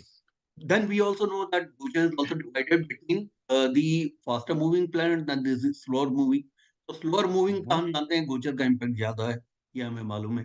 मतलब फॉर एग्जाम्पल शनि की साढ़ साथी है, शनि जो है 30 मंथ एक राशि में है, तो नेचुरली के गोचर। अच्छा भाई, आप सभी क्लास वालों को मैं बोलूंगा कि मेरे गोचर का मेरा एक वीडियो जो है अभी पॉपुलेट हुआ है। I would request everybody to see that. and I shall humbly request everybody to make some kind of a comment on it, some appropriate good comment and सब, मतलब आप उसको वॉच करें, उसमें कमेंट करें गोचर के ऊपर, क्योंकि गोचर आपको ना बहुत ज्यादा यूज होने वाला है। इसमें क्या है, आपका बेस बन जाएगा। जैसे आशीष जी ने अभी जो प्रश्न पूछा है गोचर को लेके, तो गोचर जो होता है वो सबसर्विएंट टू दशा होने की वजह से, अगर दशाएं खराब चल रही हैं और गोचर भी मेलेफिक चल रहा है, तो उस गोचर के उसमें पीड़ा होने की संभावनाएं बढ़ जाती है। और जिस समय गोचर में पीड़ा बनेगी, तो फिर गोचरी प्लैनेट ज्यादा पावरफुली ऑपरेट करेगा, क्योंकि दशा उसको सपोर्ट नहीं कर रही है। दशा ऑलरेडी ये डिक्टेट दे रही है कि इस व्यक्ति का समय लीन पीरियड चल रहा है। मतलब दशाएं जो है वो मार्केज की हो सकती है, बाधीज की हो सकती है, अंतर दशा भी इसी तरह से त्रिक भावों की हो सकती है, 6-8-12 के लॉट्स की हो सकती है। इस तरह की दशाओं के अंतर्गत अगर गोचर भी अगर प्लेनेट का एक व्यक्ति को सूटेबल नहीं पड़ रहा है, तो उसका मतलब वो गोचर जो है उस व्यक्ति को रोक दे सकता है। लेकिन इसके अंदर एक और बात है, वो ये है, आने वाली सक्सीडिंग दशा ये डिसाइड करेगी कि ये बीमारी प्रोलॉन्ग कितनी होगी। सपोज सक्सीडिंग दशाएं उस व्यक्ति को अच्छी पड़ जाती हैं, तो उसका मतलब शॉर्ट लिव बीमारी है, इस बीमारी से वो बाहर निकल जाएगा। और जैसे मैंने आप लोगों को डेमो की क्लास में भी बताया था, डेमो वाले वीडियो को भी आप बार बार देखिएगा, क्योंकि अगर दशाएं जो है सक्सीडिंग दशाएं उस व्यक्ति को अगर खराब नहीं पड़ रही हैं, नॉर्मली क्या होता है उसमें डेमो में मैंने आप लोगों को बताया था कि 3 अगर सक्सीडिंग दशाएं खराब होती हैं, तो थर्ड दशा में आदमी के कोलैप्स करने की चांसेस होते हैं। मतलब अगर सपोज एक दशा खराब चल रही है, उसमें रोग की शुरुआत हुई, दूसरी दशा अच्छी आ गई, तो आदमी रोग से रिकवरी की तरफ आ जाएगा। उसके बाद की दशा भी अच्छी है तो वो बिल्कुल रिकवर हो जाएगा। अगर स्थिति ये है कि उसकी दशा खराब चल रही है, उसके बाद की दशा भी खराब है, तो उसका मतलब प्रोलॉन्ग कर जाएगी बीमारी। और उसमें गोचर का एक असर जो है वो कैटलिटिक इफेक्ट अगर उसके साथ में क्लब हो जाता है, वो भी मेलेफिसेंस के साथ है, तो उसका मतलब उसकी इंटेंसिटी को बढ़ा देगा। ये इसमें और ये भी हो हम्म, सकता है कि जैसे दशा आपकी अच्छी चल रही है हम्म, और इसमें कोई अंतर या प्रत्यंतर अगर खराब आ गया, हम्म। तो उस केस में क्योंकि दशा अगर लग्नेश की चल रही है, तो वो डिफेंड करेगी उसको या आशीष भाई, असर? मैं एक बात कहना चाहता हूँ आपसे, वो असल में क्या है ना, हमारे पास में ना टाइम का बड़ा कंस्ट्रेंट होता है। हाँ, मैं अभी ना इस पिलर को तैयार कर, जो आप लोगों के ना नक्षत्र के डिजीजेस से रिलेशन के पिलर को मैं अभी इरेक्ट कर रहा हूँ। यानी कहने का मतलब है, लिंटर डालने के लिए हमें जो पिलर्स चाहिए थे, उन पिलर्स में अभी आपको, since you have joined it from today, you are going to get the rest of the 4 classes also which you will watch. जी तो सर। उससे क्या होगा, आपको ये समझ में आ जाएगा कि हम बड़े सिस्टमेटिकली चलते हैं। ये जो आपका क्वेश्चन है, क्यों मैं ये कहूंगा कि ये एडवांस हो गया है, because we are going to go to that level. मैंने जैसा आपसे कहा कि 3 क्लासेस हमारी अभी नक्षत्र की चलेंगी। Another class is on Thursday tomorrow, and the third class would be on Friday. So हम ओके, नक्षत्र will be through with the nakshatra, and we are going to come on that point. Sure sure sure. उन्हीं बातों पे आने वाले हैं। तो वो फिर ना वो एक अप्रोप्रिएट टाइम होगा जिसको आप समझ पाएंगे, क्योंकि हम हर कंपोनेंट को, किसी भी कंपोनेंट को जो बीमारी से संबंधित, हम छोड़ने नहीं वाले। क्यों? क्योंकि हम लाइव एग्जांपल्स में जाने वाले हैं। जब हम लाइव एग्जांपल्स में जाएंगे तो हम ये समझ जाएंगे कि so and so date, so and so month, इस व्यक्ति की अगर गट्स रिमूव हुई है तो क्यों हुई है, और ये दशाओं का खेल किस तरह से है, ये मैं जी प्रूव सर। करूंगा कि उसकी आने वाली जो दशाएं थी, सक्सीडिंग दशाएं, वो तो खराब थी, उसका गोचर का भी प्रभाव उसको ओवरराइड नहीं कर पा रहा है। ये है। जी सर, जी sir, thank you. Thank you. तो उसका रोहिणी नक्षत्र के अंदर क्या है कि रोहिणी नक्षत्र में के जो गॉड हैं वो ब्रह्मा है। के एस कृष्णमूर्ति साहब ये बताते हैं कि रोहिणी नक्षत्र जो है टॉरस राशि के अंदर 10 डिग्री से 23 डिग्री 20 मिनट के अंदर है। उसके पीड़ित होने के बारे में आशीष जी ने पूछा, मैंने उसका जवाब दिया है, आप समझ गए होंगे कि एक नक्षत्र किन हालातों में पीड़ित होता है।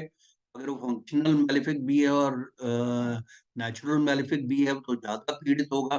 अगर वो नेचुरल मैलिफिक है तो पीड़ित करेगा, लेकिन अगर फंक्शनल, अगर वो बेनिफिक है तो वो एक व्यक्ति को इम्यूनिटी वगैरह भी क्रिएट करता है। और अगर वो नक्षत्र जो के ऊपर अगर बैठा हुआ जो प्लेनेट है, वो अगर फंक्शनली बेनिफिक भी है और नेचुरल बेनिफिक भी है, तो वो उसको पीड़ित नहीं कराता, यानी कि उसको प्रमोट करता है। उसकी बीमारियों के साथ में उसको एक गार्डिंग पावर देता है। और इसके ऊपर एक सबसे बड़ा जो हमारा अधिकार क्षेत्र है वो लगन के स्वामी का है, क्योंकि लगन का स्वामी जो है वही ये बताता है कि एक एक तो लगन की क्वालिटीज मैंने आप लोगों को बताई थी, जो कार्डिनल साइन से लेकर और एरी साइन, वो फायरी साइन से लेकर लास्ट क्लासेस मैं आप लोगों को बताया था कि कब किन साइंस में ज्यादा मजबूती होती है, किन साइंस के अंदर जो इम्यूनिटी का लेवल ज्यादा है। वो सारे फैक्टर्स तो आपने ध्यान में रखने ही हैं। साथ में आपने ये भी ध्यान में रखना है कि ये लगन का स्वामी किस तरह से बैठा हुआ, कितना ये पावरफुल है। वो अपने नक्षत्र के हिसाब से, डिस्पोजिटर के हिसाब से, उसके अपने खुद के प्लेसमेंट से आपको पता चलता है। इन सब पे हम बात करेंगे, हम पूरे डिटेल में बात करेंगे। आप समझिए बाल की खाल निकाल के बात करेंगे, आप चिंता ना करें, कहीं छोड़ने वाला नहीं हूँ मैं। तो बहरहाल कहने का मतलब कृष्णामूर्ति साहब ये कहते हैं कि ये चूंकि चंद्रमा के द्वारा ये स्टार गवर्न होता है, तो ये हमारे फेस को बताता है, ये हमारे माउथ को भी बताता है, हमारे फेस बड्स को बताता है, टंग को बताता है, नेक की बोन को बताता है, स्पाइनल कॉर्ड के अपर पोर्शन को बताता है। इसी तरीके से वो उनके हिसाब से सेरिबेलम जो है हमारा, क्योंकि स्पाइन के ठीक ऊपर है सेरिबेलम, सेरिबेलम जो है मसल्स का कोऑर्डिनेटेड मूवमेंट के लिए जाना जाता है। मतलब आपको मालूम होगा कि exactly above the spinal cord medulla oblongata है। Medulla oblongata is the portion which would do the balancing, क्योंकि आप जो है सीधे चलते हैं, आपको बाएं मुड़ने को कहा जाता है, बाएं मुड़ते हैं, दाएं मुड़ने को। अभी आप चम्मच से आप खाना खा रहे हैं, ऐसा नहीं है कि नाक में आपकी चम्मच चली जाएगी, मुंह में ही जाती है। तो हमेशा जो है जब आप खाते हैं और कुछ पढ़ते हुए भी खा रहे होते हैं, बहुत से स्टूडेंट कर भी रहे हैं ऐसा, तो ऐसा नहीं है कि वो कान में डाल रहे हैं, वो अपने मुंह में डाल रहे हैं, क्योंकि क्या ये कोऑर्डिनेटेड मूवमेंट जो है मेडुला ऑब्लोंगेटा करता है। आप कितना भी बिजी हो, कितना ही फोकस्ड हो दूसरे काम में, लेकिन आपका कभी भी मूवमेंट का कोई डिसोरिएंटेशन नहीं होता। मेडुला ऑब्लोंग इसके ठीक ऊपर सेरिबेलम होता है। तो सेरिबेलम का जो मेन वर्क है ब्रेन के अंदर, वो होता है मसल्स का कोऑर्डिनेशन करना, उनका कोऑर्डिनेटेड मूवमेंट को करना। ये and your just above the spine माना जाता है, और ये मसल्स के मूवमेंट को ये बताता है।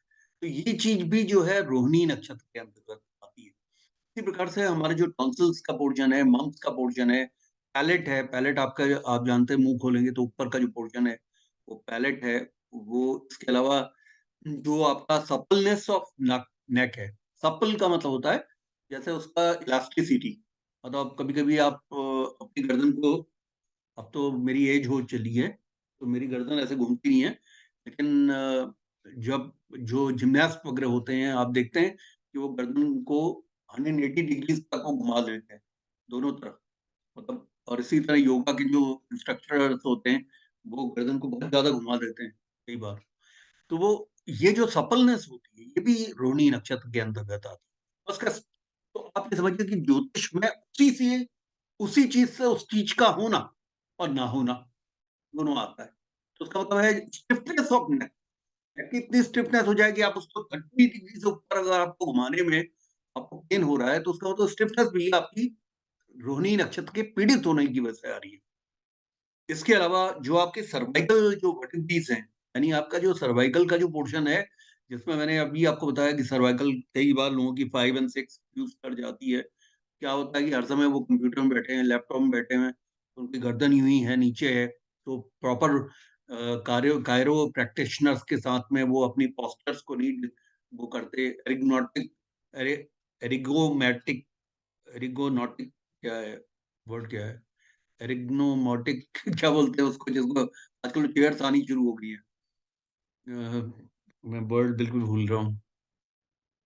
मतलब वो आजकल जो है ना ऑफिसर्स के लिए वो उस तरह की चेयर्स आ गई हैं, एरिगोमेटिक या कुछ ऐसा वर्ड है जिसमें वो कहते हैं कि वो प्रॉपर आपके स्पाइन को बड़ा एक सपोर्ट देती है और आपको कभी सर्वाइकल की इन सब की प्रॉब्लम नहीं आती।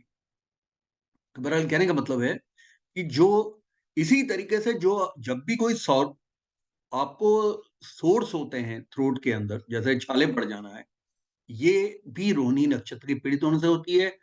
बार बार आपको ठंड लग रही है, खांसी हो रही है, कफिंग हो रही है, फ्लेम बहुत ज्यादा बन रहा है, बलगम बन रहा है, आपके किसी तरह से पाँव में, हाथों में दर्द हो रहा है, अभी ठंड के टाइम पे लोगों को दर्द ज्यादा होता है, ये भी रोहिणी नक्षत्र के पीड़ित होने से होता है। लेडीज को अगर किसी भी तरह के ब्रेस्ट में अगर गिल्टी होती है, या नोट्स वगैरह बन रहे हैं, या बेनाइन नोट्स बन रहे हैं, या कार्सिनोविक नोट्स बन रहे हैं, कार्सिनोविक का मतलब है कैंसरस, या उस तरह की कोई प्रॉब्लम आ रही है, तो वो रोहिणी नक्षत्र के पीड़ित होने से होती है।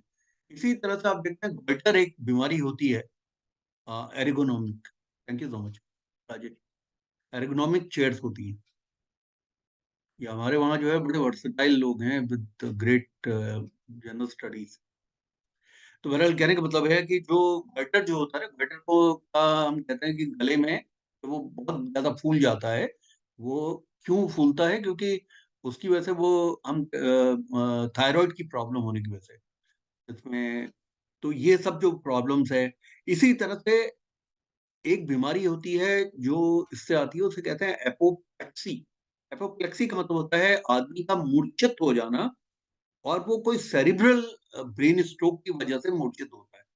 तो इसको जैसे स्ट्रोक का मतलब क्या हुआ कि जो जैसे जॉगुलर वेन्स हैं, और इसी तरह से कार्टराइड आर्टरीज हैं, ब्लड ले जा रही है, उनमें बीच में कोई धक्का बन जाए, थ्रोम्बोसिस आ जाए, ब्लड का फ्लो अगर रुक जाए, ब्रेन को एडिकेट ब्लड नहीं मिल रहा है, तो इस तरह का।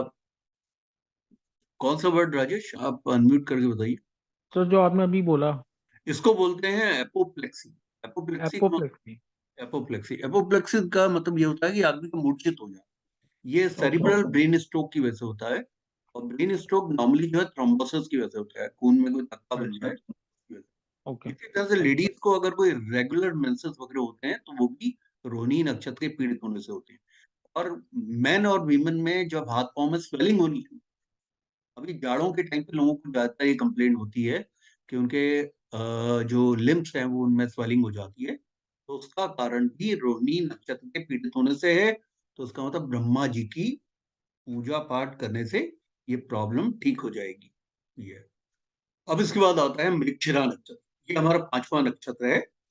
ये नक्षत्र जो है 5th नक्षत्र है जोडाइकल, जो कि वसंत संपात या वर्णल इक्विनॉक्स से जो 5वां जो नक्षत्र काउंटेड है, वो हमारा मृगशिरा नक्षत्र है। तो मृगशिरा नक्षत्र जो है ये पड़ता है, जैसे वृषभ राशि के अंदर ये पड़ेगा 23 डिग्री 20 मिनट से और 30 डिग्री के बीच में, यानी 6 डिग्री 40 मिनट के दो चरण 3 डिग्री 20 मिनट का एक चरण होता है। तो दो चरण 6:40 के तक के, 6 डिग्री 40 मिनट के, ये इसमें फॉल करते हैं वृषभ राशि के अंदर। और बाकी जो दो चरण होते हैं वो इसमें पड़ते हैं जेमिनाई में, यानी मिथुन राशि के। ये नक्षत्र जो है, इसमें मंगल जो, क्योंकि इस नक्षत्र का रूलिंग प्लैनेट है, तो पहला और दूसरा जो इसका चरण होता है, जो कि वृषभ राशि के अंदर पड़ रहा है, ये हमारी चिन्ह को बताता है। मतलब ये हमारी थोड़ी को बताता है। अगर थोड़ी में किसी को कट आ जाए, कोई प्रॉब्लम आ जाए, चोट लग जाए, किसी का मंगल अगर पीड़ित होगा या ये नक्षत्र पीड़ित होगा, तो वो अगर शेविंग करेगा तो शेविंग करने में हर बार उसके कट आ जाएंगे उसमें, चिन्ह में। और चिन्ह में कट आ रहे, कुछ लोग जो है स्टड्स रखते हैं, कुछ लोग यहाँ पे फ्रेंच कट रखते हैं। तो उसका मतलब क्या है कि वो नक्षत्र के में राहु जैसा प्लैनेट या शनि जैसा प्लैनेट या सूर्य जैसा प्लैनेट अगर बैठेगा, तो आदमी इस पोर्शन को ढकता है, मतलब वो बालों से। कहने का मतलब है कि उसको, मैं किसी विशेष रिलीजन की बात नहीं कर रहा हूँ। अब जैसे सिखिज्म है या मुस्लिम्स हैं, तो दाढ़ी रखते हैं, तो अब उसमें तो वो तो एक रिलीजन की बात होती है। लेकिन मैं एक इंडिविजुअल की बात कर रहा हूँ कि अगर इंडिविजुअल के इस नक्षत्र के अंदर अगर कोई भी ग्रह इस तरह का होता है, सूर्य राहु शनि जैसा, वो इसमें स्टड्स रखता है, या वो जिनको कंप्लीट कवर करता है फ्रेंच कट से। ये अब इसमें जो है, ये हमारी अपर रिब्स जो होती हैं वो भी आती है। तो कई बार आप, और शोल्डर्स आते हैं इस मृगशिरा नक्षत्र के अंदर, कॉलर बोन्स आती हैं। इसमें हमारा जो है स्पीच बॉक्स आता है, अब यहाँ कवर वहां पे भी जा रहा है, इधर भी जा रहा है, तो दो नक्षत्र में आ रहा है। तो आपको ये ध्यान रखना पड़ेगा कि, और दोनों जगह पीड़ित होगा तब उससे संबंधित प्रॉब्लम बड़े लेवल पर आती है। इसके अलावा जितनी भी ब्लड वेसल्स वगैरह होती हैं, वो मृगशिरा नक्षत्र के अंतर्गत आती हैं। ब्लड वेसल्स का मतलब है ब्लड फ्लो करने वाली वेन्स एंड आर्टरीज। इसी तरीके से जो हमारे ईयर है, ईयर के जो ड्रम्स हैं, सुनने की जो शक्ति है, इस पे भी मृगशिरा नक्षत्र का संबंध होता है। मृगशिरा नक्षत्र में पीड़ित होने की वजह से कई बार लोगों के सोल्जर्स के आसपास बम कोई फट जाता है, तो मृगशिरा नक्षत्र पीड़ित है तो उसके दोनों एयर ड्रम्स उसके फट जाते हैं। तो उसका मतलब यह है कि मृगशिरा जो मंगल का नक्षत्र है वो पीड़ित है।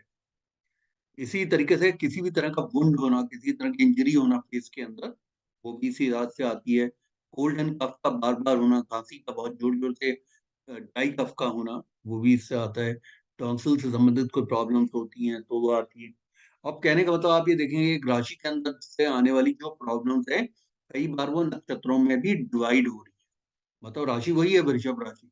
अब उसी वृषभ राशि में आपने एक नक्षत्र को रोहिणी को देखा, एक आपने कृतिका को देखा, पहले आपने कृतिका को देखा, फिर आपने रोहिणी को देखा, फिर आपने मृगशिरा को देखा। तो आप देख रहे हैं कि उसमें डिस्ट्रीब्यूट हो रही है और सेम बीमारियां वहां रिपीट हो रही है। तो उसका मतलब राशि का अपना भी प्ले बहुत बड़ा है। अब इसके बाद जो आता है वो है कृष्णमूर्ति साहब। इसके बारे में क्या बोलते हैं? उन्होंने, कृष्णमूर्ति साहब ने ये बोला है कि क्योंकि 23 डिग्री 20 मिनट से लेकर टॉरस राशि के अंदर 30 डिग्री 6 डिग्री 40 मिनट का ये नक्षत्र पड़ रहा है, तो इसमें, और इसका जो स्टार है वो मंगल का स्टार है, तो जिन पार्ट्स को, बॉडी के पार्ट्स को बताता है, तो कृष्णमूर्ति साहब कहते हैं जैसा आपका फेस है, फेस में किसी भी तरह की इंजरी होना, कोई निशान होना, कोई चेहरे में, इसी तरीके से चिन्ह में किसी तरह के कट्स आना, चिन्ह में कोई प्रॉब्लम होना, आपके चीक्स में कोई कट आना, चीक्स में कोई प्रॉब्लम होना, इसी तरीके से चीक्स का मतलब गाल, इसके अलावा कोई भी स्पीच बॉक्स के अंदर में प्रॉब्लम होना, व्यक्ति के आवाज का ठीक से ना निकलना, और इसी प्रकार से ऊपर जो हमारा तालू है, जिसे आप पैलेट बोलते हैं, पैलेट में प्रॉब्लम होना। इसके अलावा जो हमारी ब्लड को ब्रेन में ले जाने वाली जो आर्टरीज हैं, उन्हें कहते हैं carotid, carotid arteries, carotid arteries, CAROTID, carotid arteries हम बोलते हैं।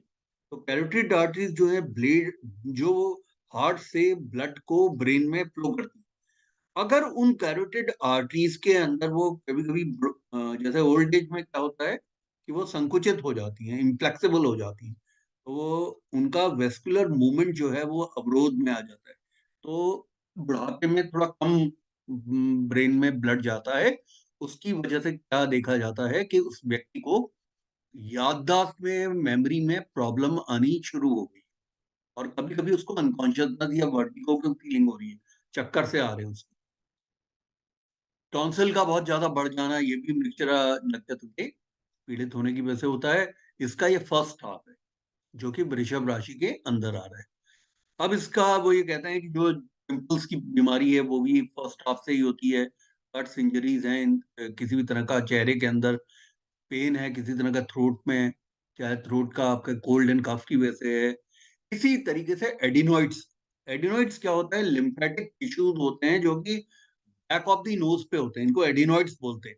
जैसे पॉलियप्स बोलते हैं, उसी तरीके से एडिनोइड्स होते हैं। फर्क क्या होता है कि पॉलियप्स में पॉट्स टाइप के होते हैं, यानी कि वो डेड स्किन, डेड टिश्यूज होते हैं जो कि नाक के बेस में आ जाते हैं, और हमारी सांस को जो है स्नोरिंग पे लेके चले जाते हैं। आदमी बहुत बड़े बड़े खर्राटे लेता है। ऐसे लोग तो इतने जोर जोर से खर्राटे लेते हैं कि अगल बगल वाले सो ही ना पाए। अ, इतना मतलब ऐसा लगता है भूतकाल सा मकान हो गया है, इतनी जोर जोर से खर्राटे लेते हैं। एडिनोइड्स के केस में क्या है कि स्लीप आपनिया की प्रॉब्लम हो जाती है। आपने ये बीमारी सुनी होगी, स्लीप आपनिया।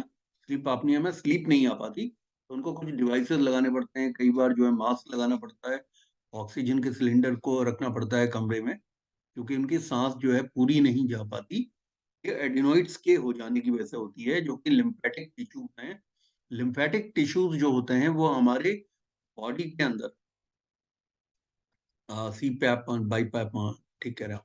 तो ये जो लिम्फेटिक टिश्यूज होते हैं, ये लिम्फेटिक टिश्यूज वैसे तो एक तरह का ये सिक्योरिटी सिस्टम है, यानी कि ये किसी भी तरह की प्रॉब्लम से निजात दिलाने के लिए एक बॉडी का डिफेंस सिस्टम है। लेकिन इस डिफेंस सिस्टम के अंतर्गत ये थ्रोट को ऑब्स्ट्रक्ट करने लगता है, क्योंकि बेस ऑफ द नोज पे एडिनोइड्स बन जाते हैं जो कि फूले फूले होते हैं और ऑब्स्ट्रक्ट करने लगते हैं। तो आदमी जो है सांस पूरी तरह से नहीं ले पाता, और स्लीप आपनिया के केस में वो मुंह से सांस लेता पड़ता है। इसी तरीके से इन्फेक्शियस एक बैक्टीरियल डिजीज है डिप्थीरिया, जो कि नोज एंड थ्रोट को प्रभावित करती है, वो भी इसी मृगशिरा नक्षत्र की वजह से होता है। और कॉन्स्टिपेशन की प्रॉब्लम भी जो है इसके प्रथम चरण के वजह से होती है। किसी भी तरह की ग्रोथ जो है पॉलीएप्स की जो ग्रोथ होती है वो कोलोन में भी होती है, रेक्टम में भी होती है, उसी तरह नोज में भी होती है। जहाँ पे भी म्यूकस होता है वहां पे ये ग्रोथ होती है, तो ये पॉलीएप्स बोलते हैं इनको। ये ग्रोथ जो है होती है, इसकी वजह प्रथम चरण जो होता है इस नक्षत्र का, वो पीड़ित माना जाता है। अब इसका जो सेकंड चरण है, वो सेकंड चरण क्या है कि सेकंड हाफ इसका होता है 0 से 6 डिग्री 40 मिनट का होता है। दो नक्षत्र के दो चरण तो पड़ गए वहां वृषभ राशि में। अब दो चरण जो उसके पड़ेंगे मिथुन राशि के अंदर 0 से 6 डिग्री 40 मिनट तक। तो ये मिथुन राशि में जो इसका सेकेंड हाफ पड़ता है मृगशिरा का, ये मिथुन राशि जो है बुध की राशि है, और जो स्टार है ये कॉन्स्टलेशन का स्टार है वो मंगल का है। तो इसको क्या होता है कि ये थ्रोट को, वोकल कॉर्ड को, इन सबको प्रभावित करती है, लेकिन ज्यादा इंटेंसिटी दिखाती है मिथुन में, क्योंकि मंगल जो है ना बुध का शत्रु है, तो इस वजह से वहां पे ज्यादा इंटेंसिव हो जाती है। जबकि शुक्र के साथ में मंगल जो है वो न्यूट्रल है, तो ये ज्यादा इंटेंस प्रॉब्लम देता है थ्रोट की, वोकल कॉर्ड की, आर्म्स एंड शोल्डर्स में पेन होना, ईयर ड्रम्स में पेन होना। जो हमारा थाइमस ग्लैंड है, जो ये थाइमस ग्लैंड हमारे नेक के ठीक नीचे होता है, जो कि एक लिम्फेटिक सिस्टम है, यानी डिफेंस मैकेनिज्म का सिस्टम है, इम्यूनिटी बूस्टर ये टी सेल्स को बनाता है। बचपन में जो थाइमस ग्लैंड से सबसे ज्यादा बच्चे को इम्यूनिटी देने के लिए टी सेल्स बनते हैं। ये टी सेल्स जो है बच्चे को प्रतिरोध देते हैं किसी भी तरह की बीमारियों में। तो ये थाइमस ग्लैंड को बताता है। अब इसके अलावा जो हमारी अपर रिप्स है उसको भी बताता है। इससे जो डिजीजेस होती हैं मृगशिरा के सेकंड चरण से, इसमें ब्लड के अंदर सेप्टिसीमिया होना, ब्लड में इम्प्योरिटीज आना। पहले हमारे उसमें एक वो एक ब्लड की इम्प्योरिटीज की वजह से आप जानते थे बॉयल्स वगैरह हो जाते थे। तो पहले एक हमदर्द की एक दवाई भी आती थी, वो हम पीते थे, मुझे याद नहीं आ रहा नाम। साफी। साफी। हाँ साफी, साफी पिया करते थे। तो साफी से जो है वो खून हमारा जो है साफ होता था। तो ये जो है इसमें जो ब्लड होता है इम्प्योर हो जाता है। इसी तरीके से जो स्किन के ऊपर बॉयल होके इचेज आना, मतलब खुजली होना, ये सारी प्रॉब्लम आती है। इसके अलावा मृगशिरा के जो बात के दोनों चरण हैं, ये आदमी को सीवियर वुंड देते हैं, इन्फ्लेमेशन देते हैं बॉडी के ऑर्गन्स का, सूज जाना, सूजक देते हैं। इसके अलावा फीवर देते हैं, पेन बॉडी में काफी देते हैं, शोल्डर्स में, आदमी के कंधों में बहुत पेन होता है, कॉलर बोन्स में पेन होता है, या फ्रैक्चर हो जाता है। और व्यक्ति के जो सीक्रेट पार्ट्स होते हैं, प्राइवेट पार्ट्स होते हैं, उनमें किसी भी तरह की इचिंग होना, पेन होना, वो इसी से देखा जाता है। इसके अलावा तो पेरिकार्डियम है, पेरिकार्डियम जो मेम्ब्रेन होती है, वो हमारे हार्ट को, पेरिकार्डियम में आपको मालूम होगा ये दो भागों में होती है। एक तो इसका ऊपर का आउटर लेयर जो होती है पेरिकार्डियम की, ये काफी स्ट्रांग होती है। उसकी एक सीरस पेरिकार्डियम होती है जो कि सेकंड लेयर होती है, उसके बीच में एक पेरिकार्डियल फ्लूइड होता है। तो वो हार्ट को और वेसल्स को अपने अंदर रखता है। जैसे हम भागते दौड़ते हैं तो उसमें हार्ट हिलता है, लेकिन हार्ट को डैमेज नहीं होता, क्योंकि हार्ट फ्लोट कर रहा होता है पेरिकार्डियम मेम्ब्रेन के अंदर, दोनों लेयर्स के बीच में फ्लूइड के अंदर। तो ये जो एंक्लोजर होता है हार्ट का, इसे पेरिकार्डियम मेम्ब्रेन कहते हैं। इसका सूज जाना, कभी कभी क्या होता है, कुछ पेशेंट में सूज जाती है, तो स्वेलिंग के लिए फिर इनका बड़ा लंबा इलाज चलता है, इनका 3 माह 4 माह का।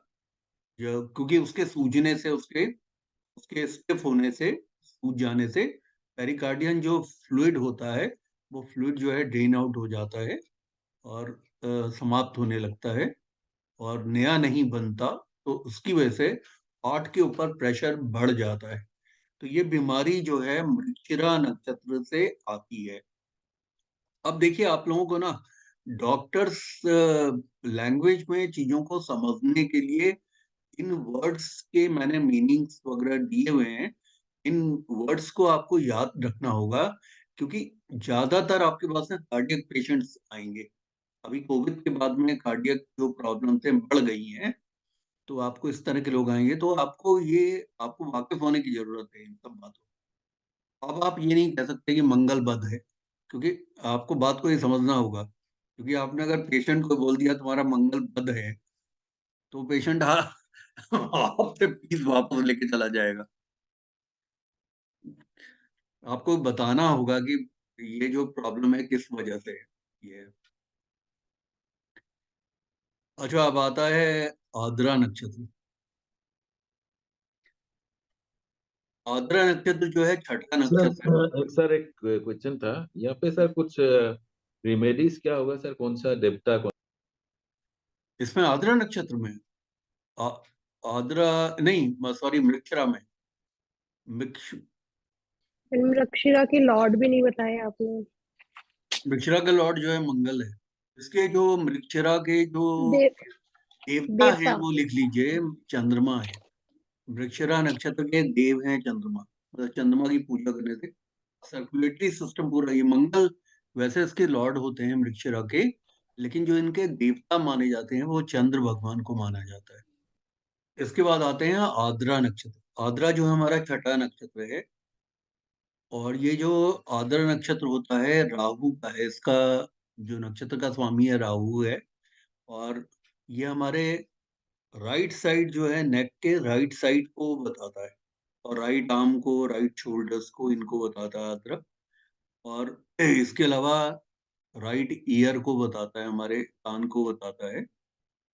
इसमें जो है आद्रा नक्षत्र के अंदर में जो गहरे घाव होते हैं, जब भी व्यक्ति को घाव होते हैं तो राइट साइड में गहरे घाव होते हैं। और इसी तरीके से गहरे गहरे घाव घाव उसको कोट एरिया में भी होते हैं। और इन्फेक्शन होते हैं तो सीरियस इन्फेक्शन होते हैं।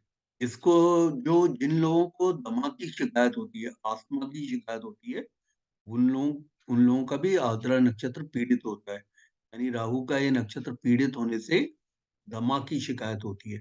आपने देखा होगा बच्चों बच्चों में भी जो है आस्थमा होता है, वो इसकी वजह से होता है। तो ये क्या है कि ब्रीदिंग का ना आना, मतलब एक जैसे इन्फ्लेमेशन हो जाना ट्रैकिया वगैरह में, जिससे कि बच्चा जो है ब्रीद ना कर पाए। ये कई बार क्या होता है, पॉलन ग्रेन से कुछ लोगों को अस्थमा होता है, कुछ लोगों का अस्थमा जो है वो होता है डस्ट की वजह से होता है। तो ये इस तरह का जो ड्राई कफ होता है और ईयर के इन्फेक्शन था, ये सब इसमें आते हैं। इसके जो आद्रा नक्षत्र के जो देवता हैं वो रुद्र हैं। रुद्र जो है शिवा के एक रूप हैं। उनकी पूजा करने से आद्रा नक्षत्र से आने वाली जो बीमारियां हैं और बड़े एक्सीडेंट्स हैं, इंजरीज हैं, वुंड्स हैं, ये ठीक हो जाते हैं। अब कृष्णामूर्ति साहब इसके बारे में कहते हैं कि ये मिथुन राशि के अंदर 6 डिग्री 40 मिनट से लेकर 20 डिग्री तक 13 डिग्री 20 मिनट का स्पैन इस नक्षत्र का आद्रा का पड़ता है। तो इसके जो राशि के जो नाथ हैं वो तो बुध हैं, क्योंकि मिथुन के स्वामी जो हैं बुध हैं। और इसके स्टार के जो लॉर्ड हैं वो है राहु। और जिन पार्ट्स को बताते हैं बॉडी के, वो तो वो है थ्रोट है, एक आदमी का गला है, उसके आर्म्स हैं, शोल्डर्स हैं। इसमें सेप्टिक होने के चांसेस होते हैं। आपने सुना होगा जैसे सेप्टिक कब होता है, इसी में सेप्टिक जो जिसमें पस पड़ जाता है और टिटनेस का इंजेक्शन वगैरह लगाने की जरूरत होती है, तो ये सेप्टिक होता है। साथ में थ्रोट का भी सेप्टिक हो सकता है। तो इस तरह की अगर कोई प्रॉब्लम आती है, मम्स आ जाना, मतलब गले का सूज जाना, मम्स बढ़ जाना, बच्चों के बहुत ज्यादा बढ़ते हैं मम्स, और दमा की शिकायत हो जाना, स्नोफीलिया होना, कभी कभी आप देखते होंगे ब्लड में लिखा रहता है स्नोफीलिया का काउंट बहुत ज्यादा है, तो ऐसे लोगों को बलगम बहुत आता है और फ्लैम बहुत बनता है। तो वो भी चूंकि राहु का ये नक्षत्र है तो उसकी वजह से होता है। और कभी अगर किसी के ईयर में पस आ रहा है, तो वो भी राहु के इस नक्षत्र के पीड़ित होने से आता है। कोई भी सीरियस अगर इन्फेक्शन अगर नोज में, थ्रोट में, ईयर में हो रहा है, कि आपको ईएनटी वाले के पास जाने की आवश्यकता हो रही है, तो फिर वो इसकी वजह से ही होता है। और कानों में पस का आना, मैंने आपको जैसे बताया, एक बार इस तरह का बच्चों को बहुत आता है कानों में पस वगैरह, तो उसमें राहु का ही उपाय करना, और इसके जो रुद्र हैं, इसके वो देवता, तो रुद्र के जो मंत्र होते हैं वो करने से इसमें ठीक हो जाता है ये। अब इसके बाद आता है पुनर्वसु नक्षत्र। ये हमारा 7वां नक्षत्र है। तो इसमें गुरु जो है पुनर्वसु नक्षत्र के स्वामी होते हैं। पुनर्वसु जो है गुरु का नक्षत्र है। ये इसका जो 3 पार्ट होते हैं वो तो इस नक्षत्र के पहला, दूसरा और तीसरे जो पार्ट होते हैं वो हमारे राइट साइड ईयर को बताते हैं, नेक को बताते हैं, शोल्डर्स को बताते हैं। और जो चौथा चरण होता है वो हमारे लंग्स को बताता है, यानी हमारे फेफड़ों को बताता है, रेस्पिरेटरी सिस्टम को बताता है कि हम जो सांस कैसे ले रहे हैं। तो ये वैसे पुनर्वसु नक्षत्र के बारे में कहा जाता है कि कपालभाति, भस्त्रिका आश्रम, ये भस्त्रिका आसन वगैरह ये सब करने से पुनर्वसु नक्षत्र के स्वामी, चूंकि इसके जो हैं वो बृहस्पति देव हैं, तो वो ठीक हो जाते हैं। कि नक्षत्र की ये नक्षत्र जो रूल करता है वो ईयर को, थ्रोट को, शोल्डर्स को, लंग्स को करता है। निमोनिया अगर किसी को हो रहा है, प्लूरसी हो रही है, प्लूरसी में क्या होता है, लंग्स के अंदर पानी आ जाता है। किसी तरह की स्वेलिंग हो रही है कानों के अंदर, कोई लंग इन्फेक्शन हो रहा है, ट्यूबरक्लोसिस हो रहा है, जैसे तपेदिक हो जाता है लंग्स में, ब्लड की इम्प्योरिटीज होती हैं।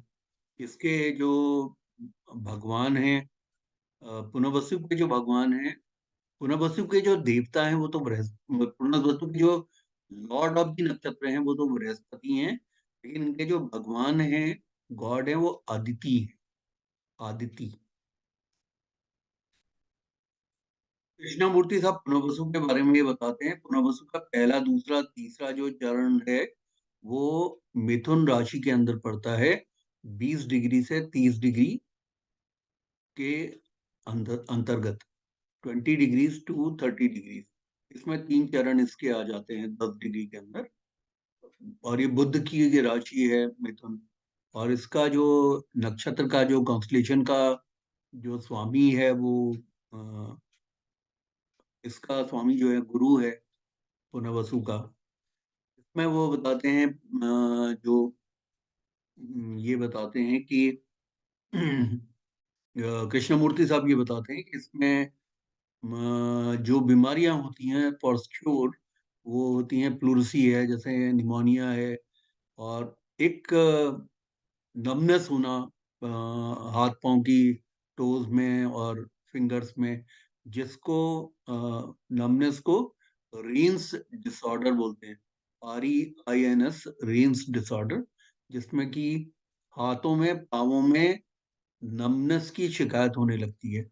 जैसे कहीं पे भी आप बैठे होते हैं, वहीं पे आपका पाँव सो जाता है, कहीं पे आपने हाथ रखा है तो वह हाथ वहीं पे सो जाता है। कभी कभी आप देखते हैं, आप नॉवल पढ़ते हैं तो ऐसे करके आप बिस्तर में लेटते हैं, थोड़ी देर के बाद आपको लगता है कि आपका हाथ जो है वो सो गया है, और उसमें जो है चींटियां जलने लग गई हैं। तो ऐसी जो स्थिति होती है वो इसी नक्षत्र के पीड़ित होने से, पुनर्वसु के पीड़ित होने से होती है। और इसमें आयोडीन की जो डेफिशिएंसी से आने वाला गोइटर है, वो जो प्रॉब्लम है, अब तो गोइटर नहीं होता है क्योंकि आयोडाइज्ड हम लोग नमक लेते हैं। किसी भी तरह की स्वेलिंग है और प्रॉब्लम है अगर कान की, वो अगर प्रॉब्लम है, और लंग्स के जो ऊपर के जो प्रकोष्ठ हैं उनके अंदर में अगर कोई प्रॉब्लम आ जाए कि वो पूरी तरह से ना ले रहा हो वो, तो ये भी उसके कारण होता है। इसके अलावा जो है वो पुनर्वसु का जो चौथा चरण होता है, वो चौथा चरण कर्क राशि के अंदर पड़ता है, 0 से 3 डिग्री 20 मिनट के अंदर। तो इसमें जो कर्क राशि के जो स्वामी हैं वो चंद्रमा है, और जो इसके स्टार है पुनर्वसु, उसके स्वामी गुरु हैं, बृहस्पति हैं। तो ये जो पुनर्वसु का चौथा चरण सबसे महत्वपूर्ण बताया है इन्होंने, कृष्णमूर्ति साहब ने, क्योंकि ये किन चीजों को गवर्न करता है, ये लंग्स को तो गवर्न करता ही है, साथ में ये पैंक्रियाज को भी गवर्न करता है, जिनको डायबिटीज की प्रॉब्लम होती है। लेडीज में ये मैमल जो ग्रंथियां होती हैं जो कि दूध प्रोड्यूस करती हैं उनको गवर्न करता है, और लैक्टियल सेल्स जो होती हैं जो कि बच्चे के दूध में पौष्टिक तत्व डालती हैं उनको गवर्न करता है। इसी तरह से लिवर का जो अपर पोर्शन है, अपर लोब है, जैसे जो लोग जो हैं अल्कोहल वगैरह ज्यादा पीते हैं तो लिवर का जो अपर पोर्शन है वो फैटी होने लगता है, और बाद में लोअर पोर्शन फैटी होने लगता है, तो फिर liver grade, fatty liver grade 1 grade 2।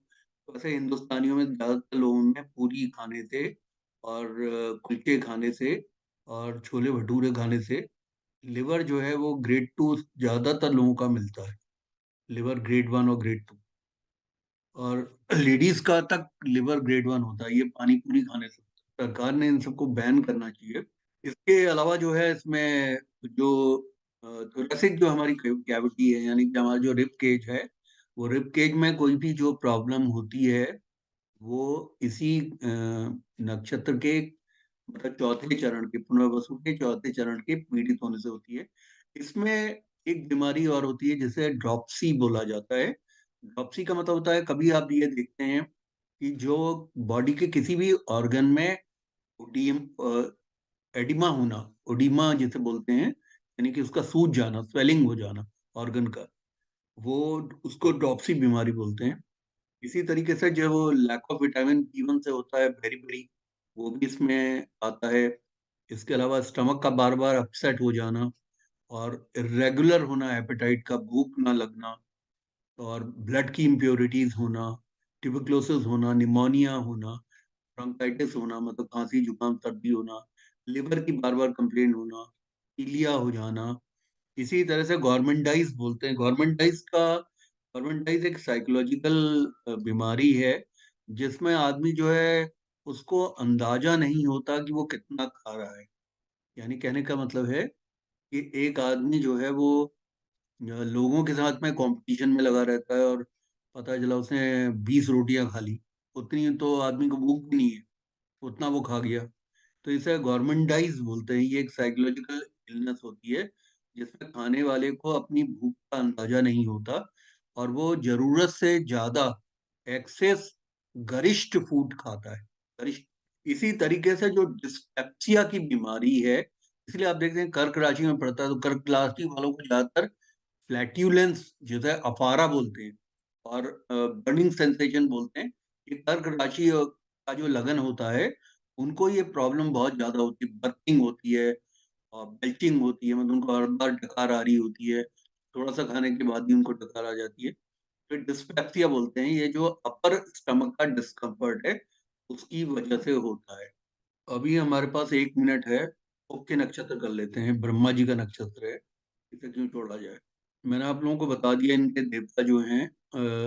इसके जो देव होते हैं आपके पुनर्वसु नक्षत्र के अदिति होते हैं, और इसके नक्षत्र के पुनर्वसु के जो नक्षत्र के स्वामी हैं वो गुरु हैं। अब आया पुख्य नक्षत्र। पुख्य नक्षत्र जो है इसके देव बृहस्पति हैं, बृहस्पति इसके देव हैं। और पुख्य नक्षत्र वैसे ब्रह्मा जी का नक्षत्र माना जाता है, बहुत अच्छा नक्षत्र है, लेकिन इसके जो देवता हैं जिनकी पूजा की जाती है वो बृहस्पति देव और शनि होते हैं इस नक्षत्र के स्वामी। और ये लंग्स को, स्टमक को, रिब्स को गवर्न करते हैं।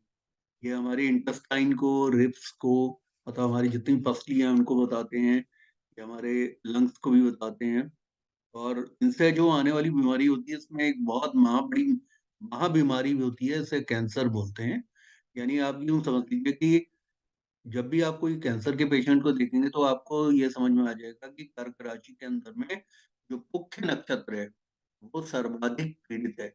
अब ये पुख्य नक्षत्र हम एग्जाम्पल कुंडलियों में लेंगे तो आप देख पाएंगे कि इसमें किस तरीके से शनि का ये नक्षत्र राहु के द्वारा पीड़ित है, या किन किन ग्रहों से पीड़ित है, मंगल से, शनि, सूर्य से, राहु से किस तरीके से पीड़ित हो रहा है, तो वो हम एग्जाम्पल कुंडलीज में लेंगे। लेकिन इसमें कैंसर आता है।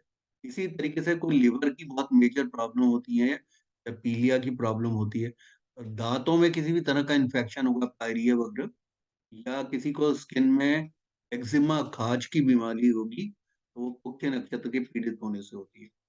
देवता इसके बृहस्पति देव हैं। और कृष्णमूर्ति साहब ये कहते हैं कि 3 डिग्री 20 मिनट से लेकर 16 डिग्री 40 मिनट तक 3 डिग्री 20 मिनट से लेकर 16 डिग्री 40 मिनट तक कर्क राशि के अंदर ये नक्षत्र पड़ता है, पुख्य नक्षत्र। आपको मालूम है पुनर्वसु नक्षत्र का जो चौथा चरण है वो कर्क राशि में 0 से 3 डिग्री 20 मिनट तक बढ़ता है चौथा चरण। अब ये जो इसके 3 चरण होते हैं पुख्य नक्षत्र का, जो 3 डिग्री 20 मिनट से लेकर 16 डिग्री 40 मिनट तक, ये इसमें पुष्यामी बोलते हैं इसको, या पुष्य नक्षत्र, ये कर्क राशि के अंदर पड़ता है। पूरा 13 डिग्री 20 मिनट का ये नक्षत्र। इसमें जो साइन इसमें है वो कर्क का तो साइन है वो चंद्रमा का है, और स्टार जो है, स्टार लॉर्ड इसमें शनि है। जिन पार्ट्स को, बॉडी के पार्ट्स को ये गवर्न करता है वो हमारे फेफड़े हैं, हमारा स्टमक है, हमारे रिब केज है। इससे बीमारियां होती है तपेदिक की, जैसे टीबी की, किसी भी तरह का रेस्पिरेटरी सिस्टम में अल्सरेशन होना, यानी कि घाव हो जाना, चाहे वो लंग्स में घाव हो जाए या ट्रैकिया में घाव हो जाए, अल्सर्स बन जाए। इसी तरीके से गैस्ट्रिक अल्सर, आप जानते ही हैं कि ईसोफेगस में अल्सर हो जाते हैं या स्टमक में अल्सर हो जाते हैं, तो इसी की वजह से।